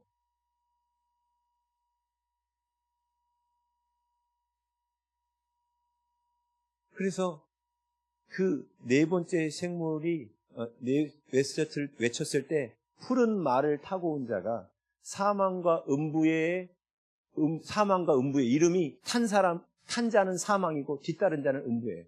사망이 따나토스, 죽음이란 뜻이고 음부는 하데스, 스올에 대한 번역이에요. 구약에 보면 스올이라고 나오죠. 스올. 그거에 대한 번역이 하데스예요. 무덤이에요. 무덤. 그냥 무덤이라고 생각하시면 돼요. 하데스는. 그러면서 하나님께서 그들에게 권세를 줘. 요 네 가지 경고하라는 겁니다. 깨우라는 거예요. 에레미야처럼 깨우라는 거예요. 훈련받은 자들한테 외치라는 거예요. 제가 지금 그 푸른 말을 타고 사망과 음부에서 앞으로 일어날 일을 지금 제가 외치고 있는 거예요. 지금 네 번째 이내 사건을 제가 지금 하고 있는 거예요. 이해되세요? 우리가 사람들을 그래서 뭐 해야 돼요? 깨워야 돼요. 이제 조만간 후 3년 반이 와요. 예배를 드릴 수 없는 때가 옵니다. 우리 형식적인 예배가 이대로 가면 아예 없어져요. 이제 형식적으로도 못 드려요. 예배가 회복돼요. 그렇죠? 갑자기 너무 고요해져요. 오늘 이 구원 얘기도 꼭 기억하시고요. 천국은 오직 믿음으로 간다. 두 가지 믿음, 죄사함의 믿음과 또 한 가지 뭐다? 예수님을 닮을 수 있다라는 거룩에 대한 믿음. 거룩하려다가 죄질 수도 있어요. 그러나 주님은 괜찮아. 다시 일어나. 괜찮아. 내가 엉덩이 털어줄게 하고 다시 죄를 씻어줘요. 일어나려고 하는 자에겐 하나님이 죄를 씻어줍니다. 일어나려고 하는 자에게. 일어날 생각이 없는 사람은 죄 가운데 있다가 망합니다. 죄 가운데 있다가 망할까 봐 하나님이 1차, 2차, 3차 경고를 거두십니다. 그래서 이거 역시 하나님의 사랑입니다.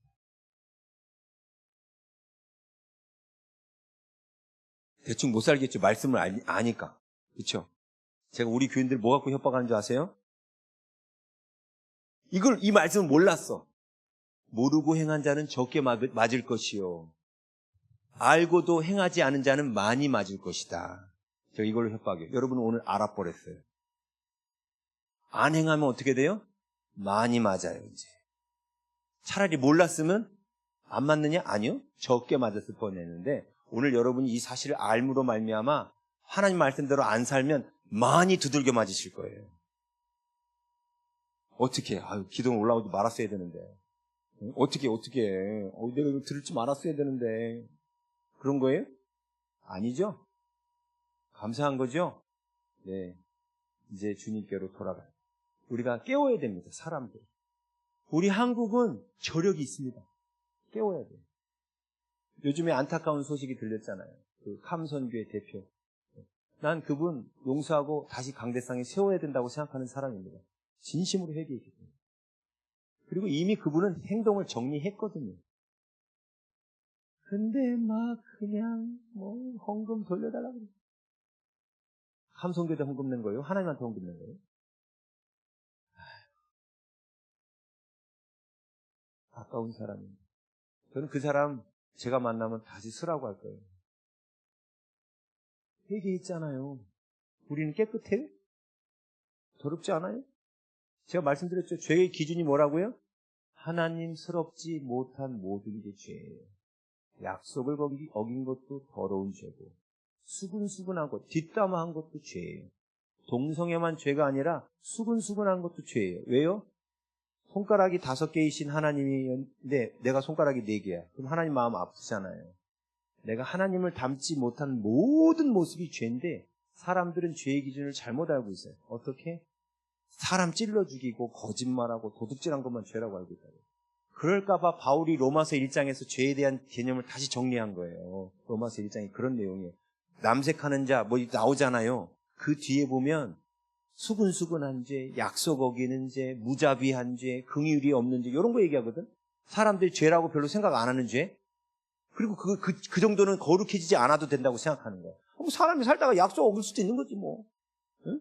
사람이 꼭 긍휼을 베풀어야 되나? 못 베풀 수도 있지 뭐. 이렇게 생각하는 사람은 어떻게 된다? 지옥 간다. 왜요? 베풀어야지. 긍휼을 베풀어야지. 왜? 그게 하나님 모습이죠. 하나님처럼 거룩해질 수 있다고 믿지 않는 사람은 어떻게 된다고요? 지옥 가요. 바울이 로마서에서 맨날 강조한 게 뭡니까? 믿음으로 구원받는 거예요. 근데 거기 무슨 믿음을 강조해요? 거룩해질 수 있다는 믿음. 약속도 지킬 수 있는 자가 될 수 있을 거라는 믿음. 수근수근하던 자가 더 이상 수근수근하지 않고 다른 사람을 비방하지 않고 다른 사람을 향하여 격려하는 입술로 바뀔 수 있다는 믿음. 그 믿음으로 말미암아 구원받는다고 말하는 거예요. 로마서는.